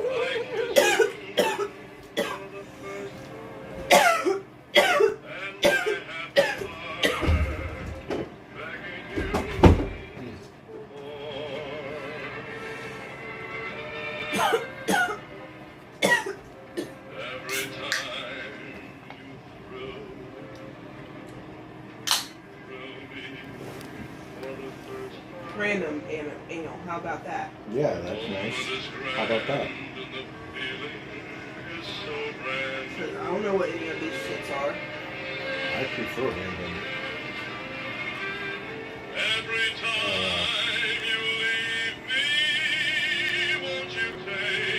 You had to ask it first. Gotta get consent. It's so funny. LOL. Oh, that's so funny. He goes, "You want this nut, right, bitch?" Uh-huh. She goes, "Yes, daddy." Uh-huh. There you go, Christopher. Are you happy? Very happy. Yeah, that was a random one too. Random, yes. It's gonna play. It just so happened to be the exact one that I like. Isn't that funny? That's so funny. There's another one. They make sounds too, but I only have one speaker. That's okay. I'm not tripping about that. Uh-huh. It's very well done. I agree. I would donate to that guy's Patreon. Uh-huh. Only about purpose. Still, that's a lot. That's a lot to him, yeah.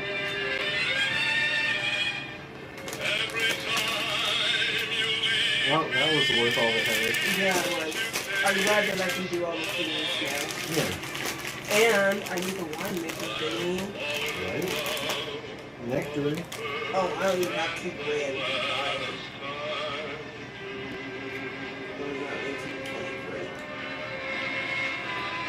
I used to have You have to buy everything you need money? Yeah. That's nuts. Of course. Any furniture or anything has to be bought with in-game money. Now, Sims is obviously not the kind of game where you pay IRL money to get in-game money. It's just not. I thought you were talking about a mod, bro. Yeah. It is a mod, but it still costs money to buy the thing that they Oh, I just thought you were talking about getting a mod. I thought you were talking about paying in-game money to get a mod. No.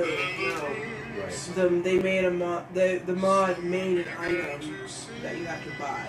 Mm-hmm. Yeah, with in-game money. Mm-hmm.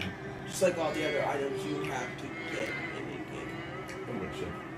pay money for them for everything. Mm-hmm. Because, you know, it's supposed to be a simulation of real life. Although they're still having sex. Yeah, they're going to be having sex for at least like the next hour to 2 hours. Wow, that's crazy. Yeah, I have not figured out how long they have sex for, but they do it for a long time. Well, that's realistic. Yeah. Is she ovulating? Yeah.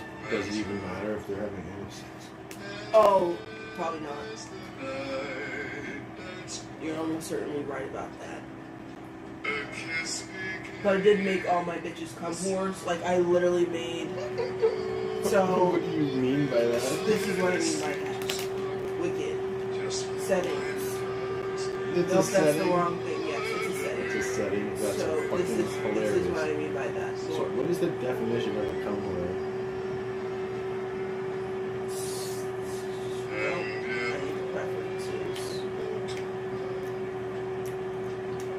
Someone who's not having sex.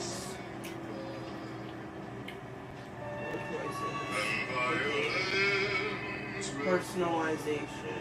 Wicked attributes. Give all Sims wicked attributes. Select female Sims. Check mark. Cum slut. Cum slut Sims love to receive hot loads of cum all over their body. LOL. That's so funny. Cuck queen I also have enabled. Yeah, that makes sense. Because I did polyamory, so why would I not do cuck queen? Yeah, totally. But obviously I don't have cuckold, or I think it's cuck is what they called it for the new version. That makes sense. And one or the other, but I don't have that enabled. That's fine. I don't have cum slut. Do you have hyper-fertile? I prefer, that's hypo-fertile, not hyper. Hypo-fertile? I did not have Oh, that. wow. If it was hyper-fertile, yes, I would. Why would you ever do hyper-fertile? Oh, I understand why people would do hyper-fertile, but... Because they want to have as much sex as possible without having to work. children, but that's They're just trying Sims porn. They're trying to do Sims porn. stupid. It's better porn if it results in children and families. That's what I think. And just put in incest, bro. As soon as they get teenage, they can fuck. Alright. I'm pretty sure it would be legit illegal if you made, like, a child be able to fuck. Like, I'm pretty sure the cops could see you for that. For making them out like that. Yeah. Yeah. But... I've never seen it, and I've never been sick. Felt like Googling it even safely. I don't think there is a safe way to do That's that. what I'm saying. But... you could make it. Just. But they already have, like, 18 plus. They have 15 plus. Yeah, because that's like the lowest thickest age of consent goes. Like in Kentucky, for example, the age of consent is like 15 or 16 or something, or Ohio or something. I forget. It's 16 to 18. I think it's something crazy. The teens on Sims, they look. You can make them look as young as like 14. So.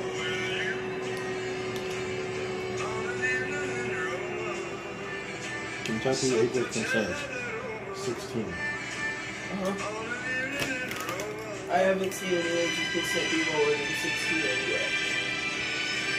There's somewhere where it's 15. Hold on. Wow. Yeah. Age of consent by state. Oh no, I'm wrong. Kentucky is the lowest.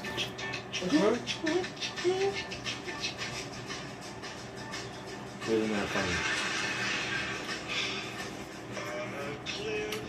It's legal to fuck a 16-year-old in the state of Kentucky. Crazy.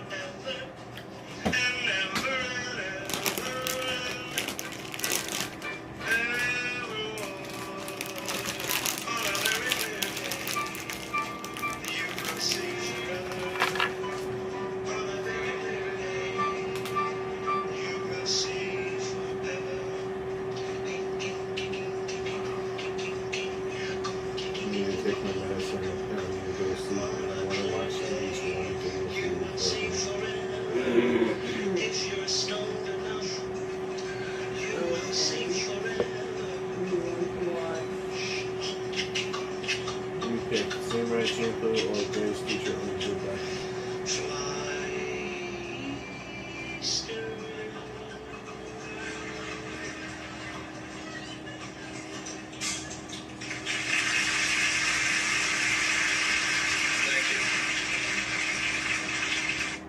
$2,000 sign-on bonus now through July 30th. Dollar General is hosting on-site open interviews for first and weekend shifts for general warehouse workers, Monday through Friday from 8 a.m. until 12 p.m. Where? At Dollar General's Walton, Kentucky Distribution Center, 950 Winstrop Lane.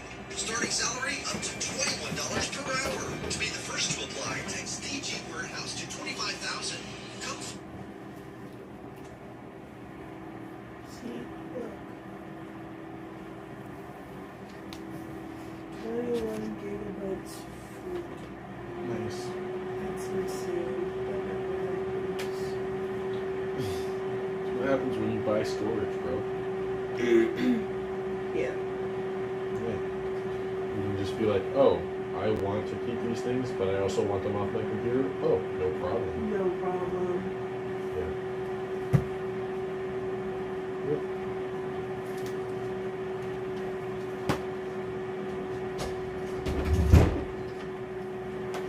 The potato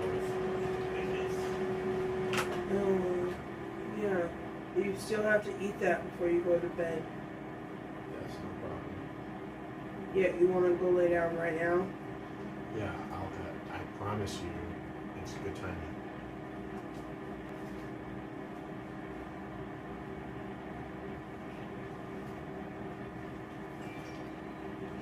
If you get me a little sleepy, medically and physically, and then feed me a baked potato, I'll be out like a light.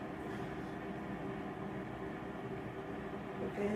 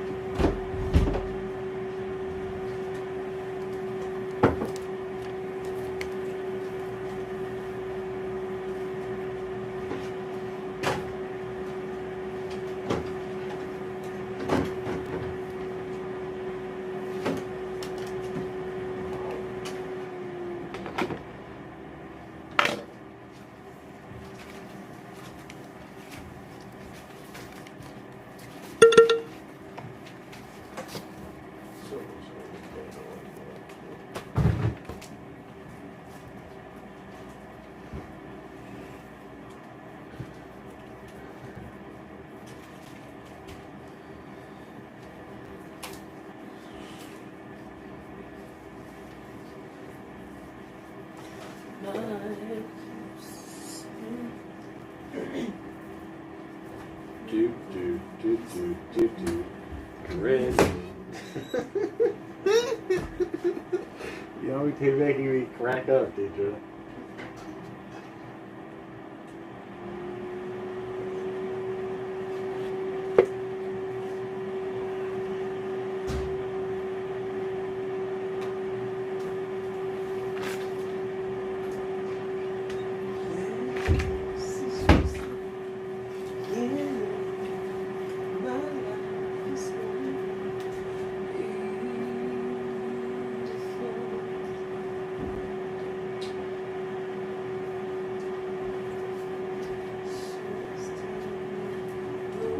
Wet.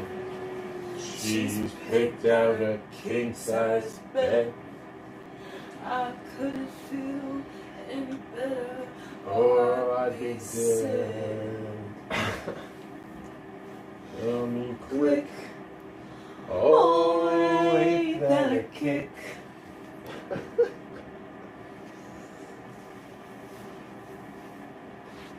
Tell me quick. Ain't that a kick? In the head.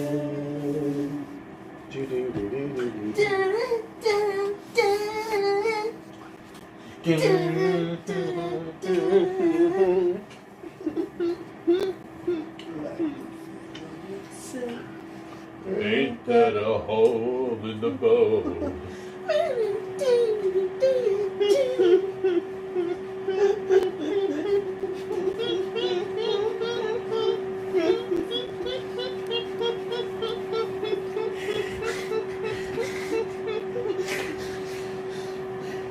Man, anyone who ever listens to the recording of this is gonna hate us. Except our children, of course, they'll love us.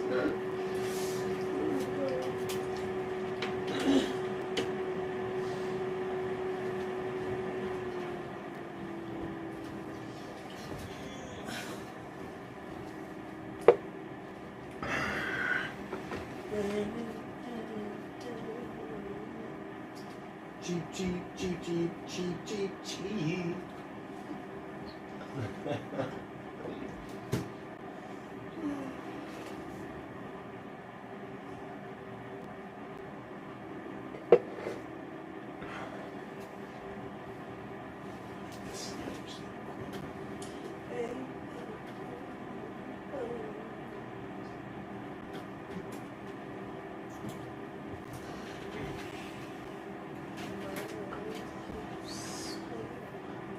Cheep, cheep, cheep, cheep, cheep, cheep, cheep, cheep.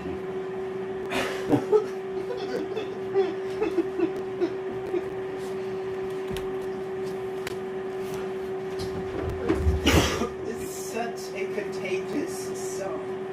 It's not a brainworm, it's a soul worm. Yes. It grabs you and it doesn't let you go and it doesn't let you feel bad about it. It's the ultimate form of rape. It's conclusive evidence that rape is inherently good.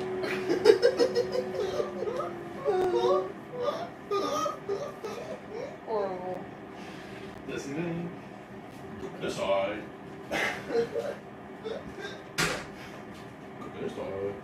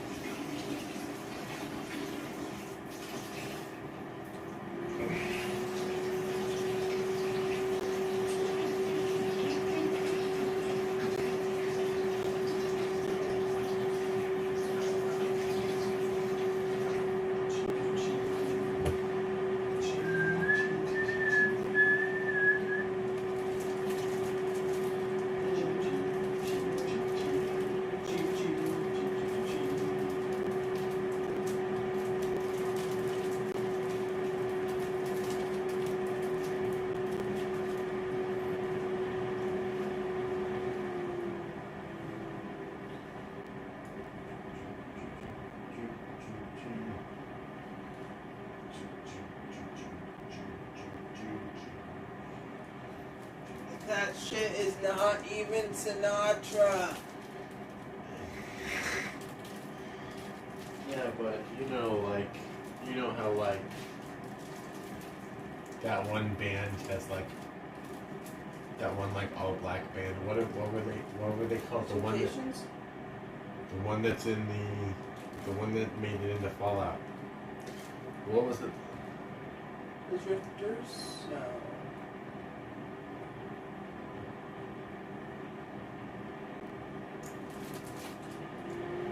I know you know what I'm talking about. I do know who you're talking about. I'm trying to remember the name of their band. Ink Spots. Yeah, Ink Spots. I don't even remember the point I was making now. But Ink Spots are awesome.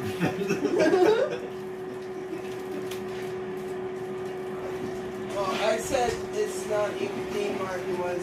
The Dean Martin song wasn't even praised. Oh, I was just making a point about how the ink spots are on Frank Sinatra level, just like Dean Martin. Yeah. But they don't sound like. But they made songs that were as good. Yeah, of course.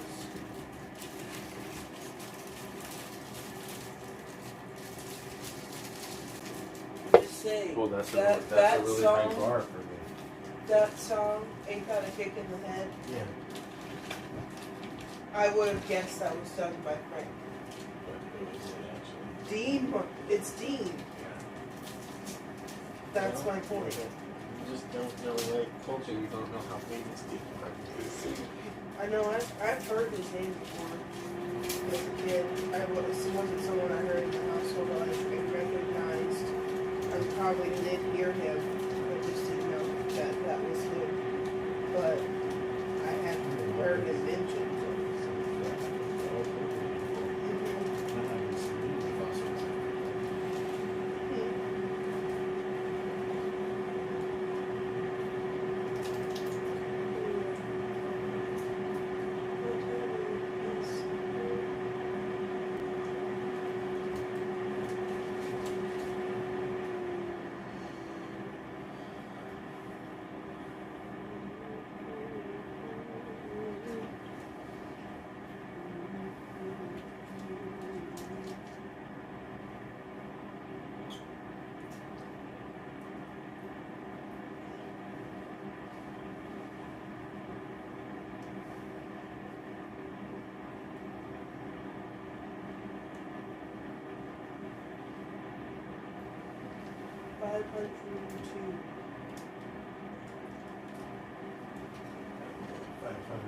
Scenarios that you downloaded.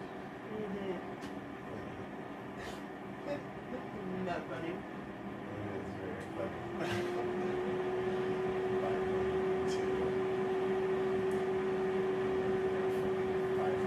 502 fucking different scenarios. But they somehow thought they needed it.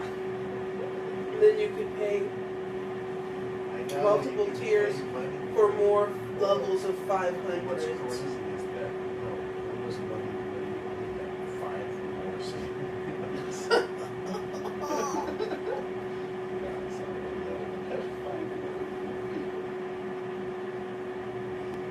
Yeah, but you would get you would get news. I would imagine that's 500 units plus. Oh, really? Yeah. Otherwise, what the fuck? Well, yeah, otherwise, like, I was like, what? And then, yeah, I would imagine it just goes better and better. Sure. You know?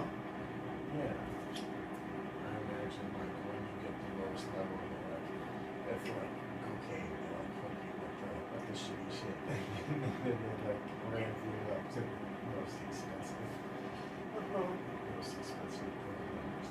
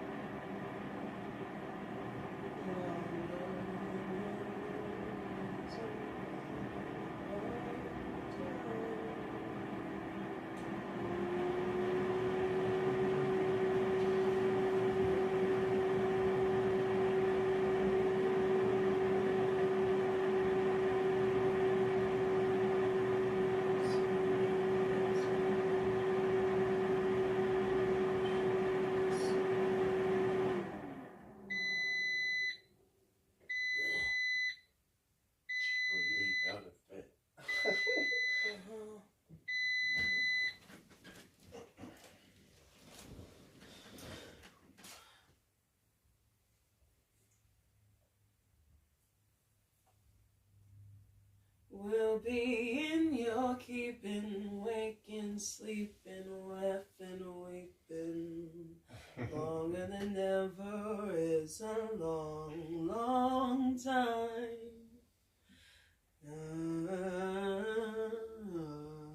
You'll be mine. Couldn't find that one, really. You do it.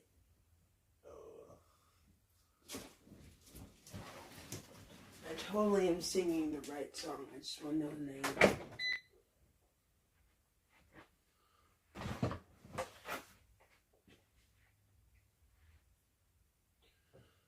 Longer than ever is a long, long time.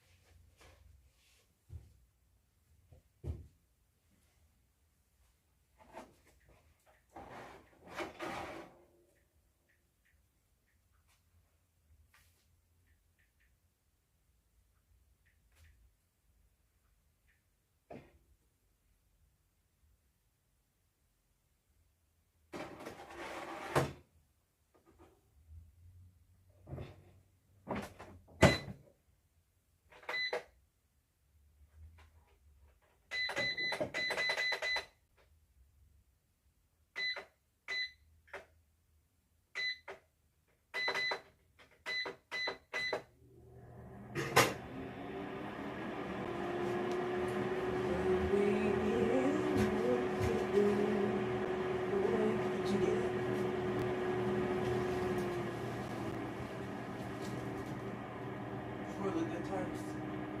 What? No.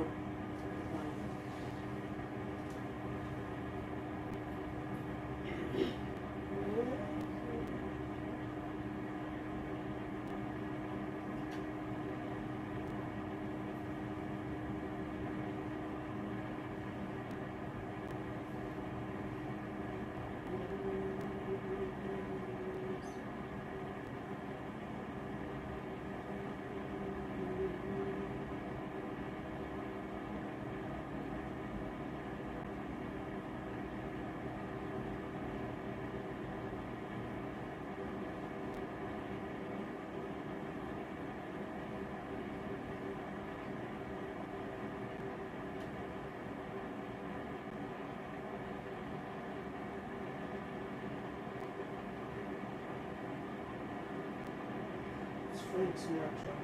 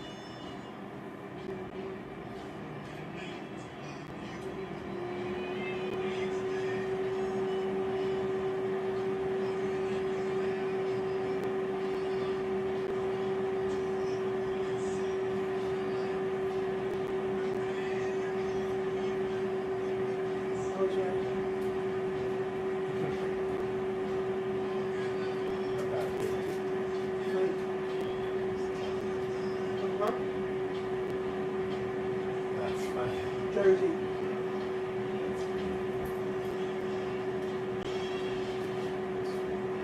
I told you.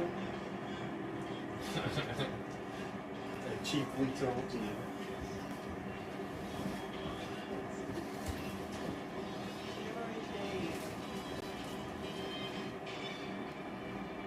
It's such a life.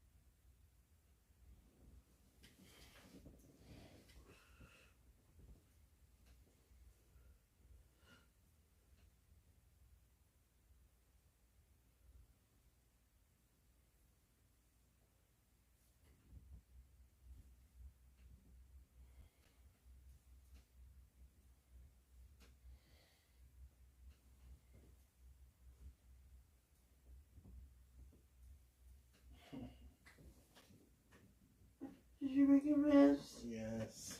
Christopher.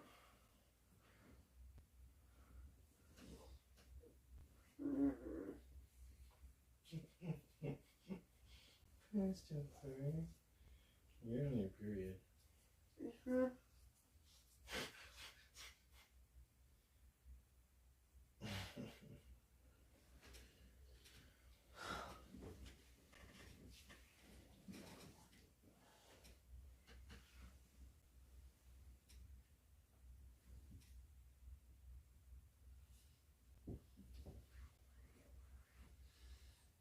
Just not quite in full flow yet. Was mixed with enough cum that that it didn't stain the bit too very. And yeah, it's not in full flow yet. Or it wouldn't be stoppable.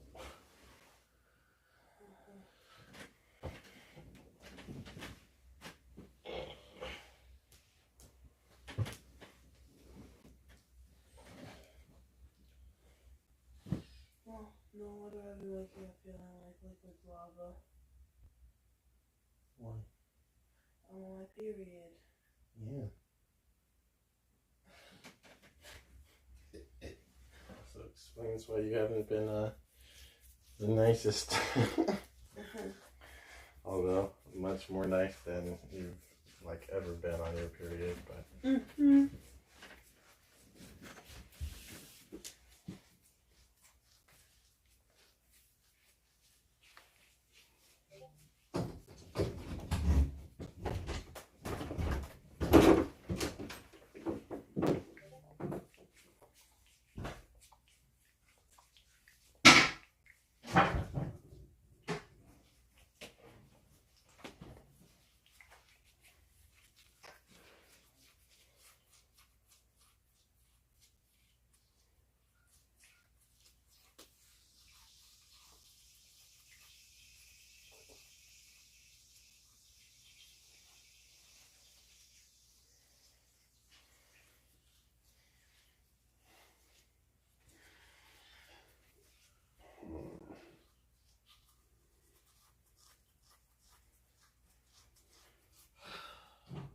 Because you doesn't. super wrong. You were supposed to do something.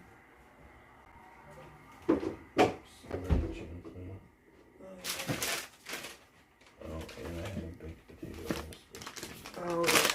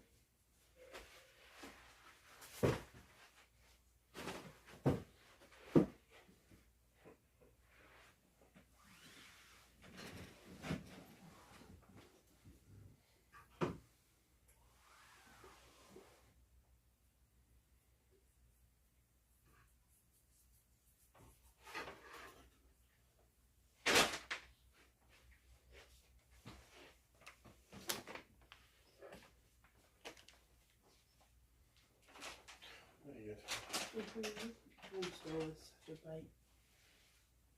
But I believe it's delicious. Well, I have no reason to doubt it. Just my opinion.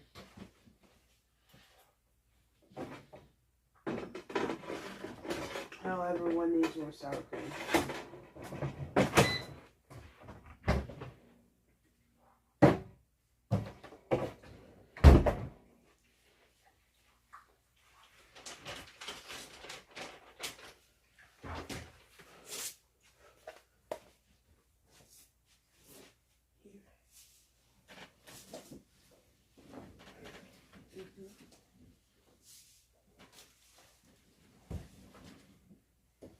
Is it good? It's delicious.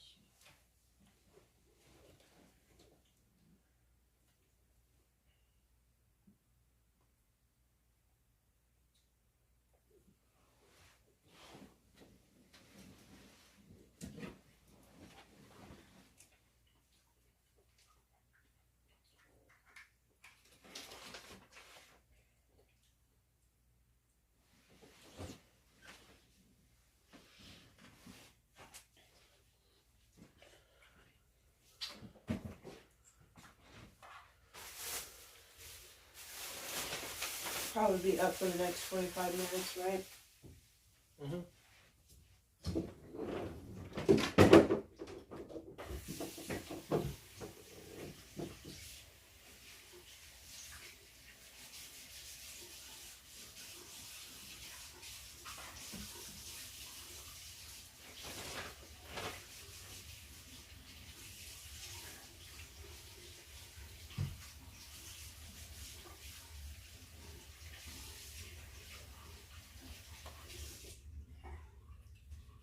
Can we go get more potatoes and sour cream tomorrow?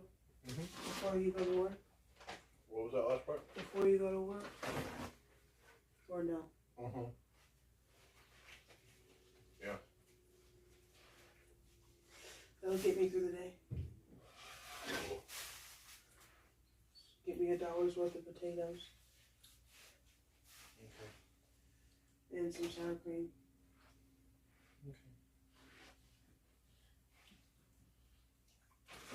Because I'll also have pasta, so I'll be able to make you a baked potato if you come home for lunch. Mm-hmm. Very cool.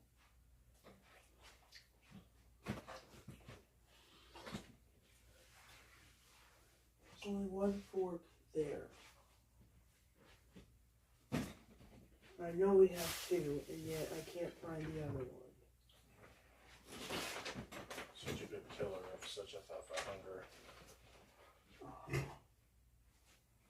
What, potato?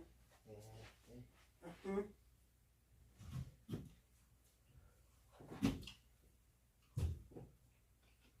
All these things really. Potato, cheese, sour cream. Yep. Did I give you the right amount of sour cream?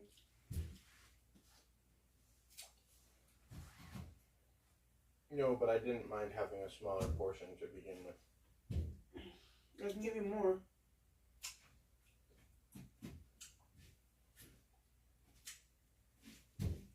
So, just let me know. Okay. When you need more. I'll let you know. I will need more to continue eating, but I'm feeling pleasantly plump with the amount I just ate, so. Right. Wait, so you haven't even finished your potato yet? Are you gonna finish it? I'm not even halfway through. Are you gonna finish it? Probably. I can finish it if you don't want to finish it, and then I wouldn't have to. I want to be able to finish it. Okay. Doesn't steal half of my potato. Okay.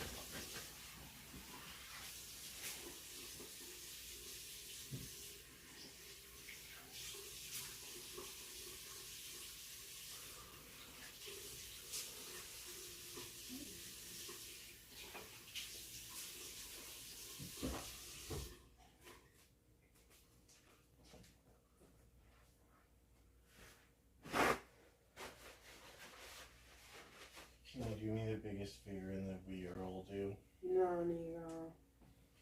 Can you bring me the Benadryl?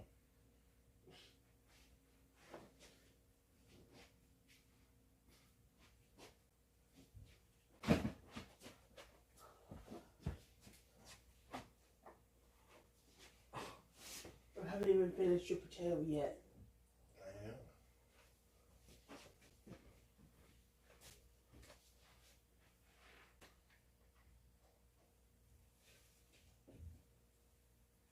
Bacon and fun. But has some granddaddy perp potato.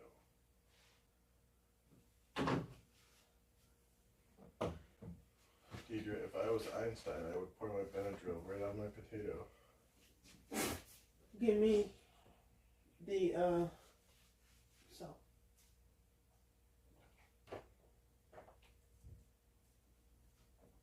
Thank you. So just be grateful I'm not Einstein. Definitely. He was way too white for you. Yeah. Benadryl directly on your potato? Not literally, but things that were grosser than that, just in terms of ingredients. No thanks.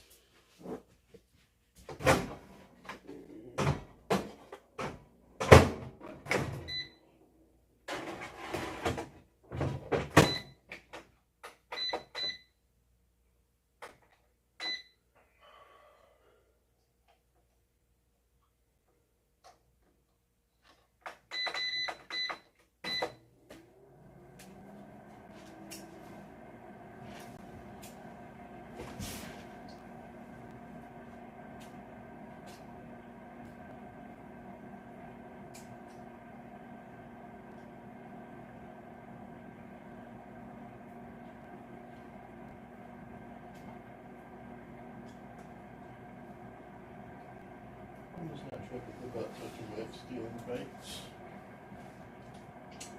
I did forget.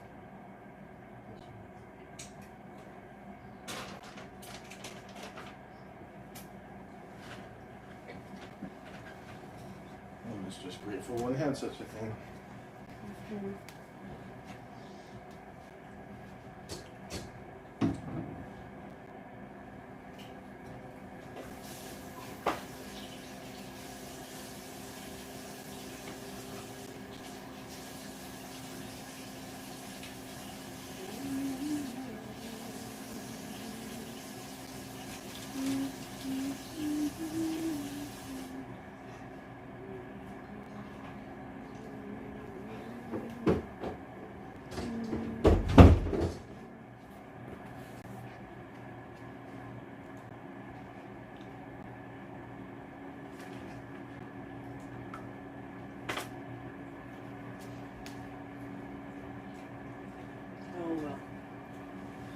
Sinatra is crowned with the first pop star.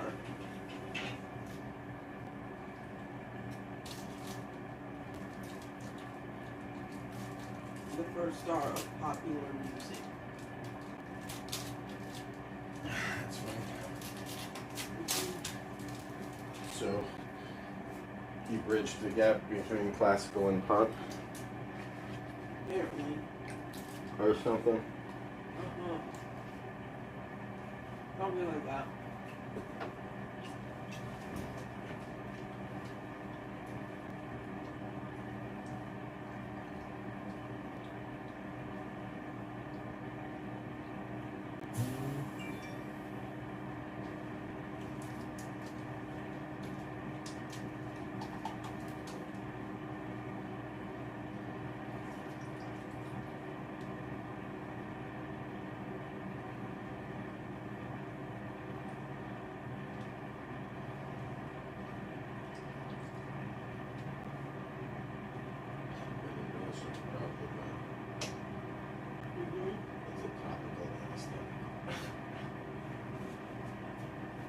You better finish your potato before you fall asleep or against your will.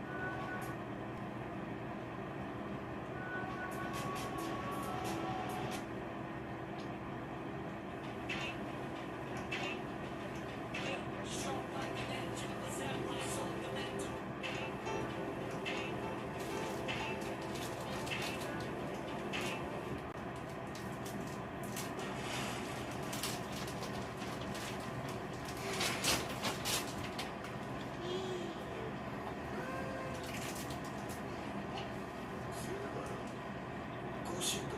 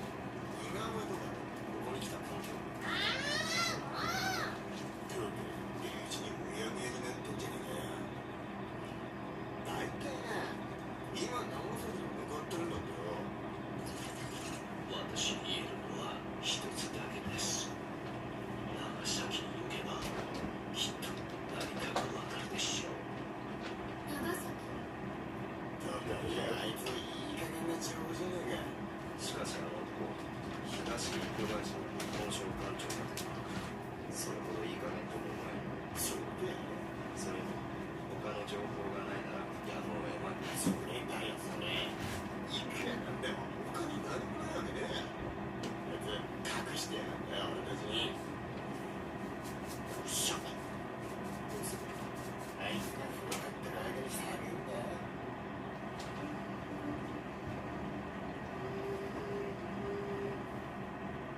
東インド会社私に言えるのは一つだけです。だが先に行けばきっと何かがわかるでしょう。長崎とかいうあいつがいい加減な人じゃねえか。しかし東インド会社の伝承番長がそれをいい加減じゃねえか。それとあの情報がないならやむを得まい。それだ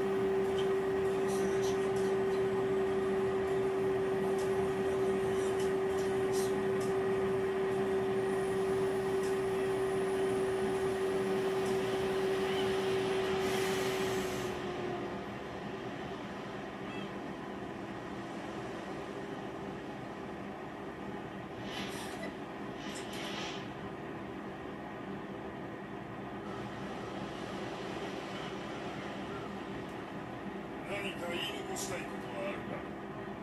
さすが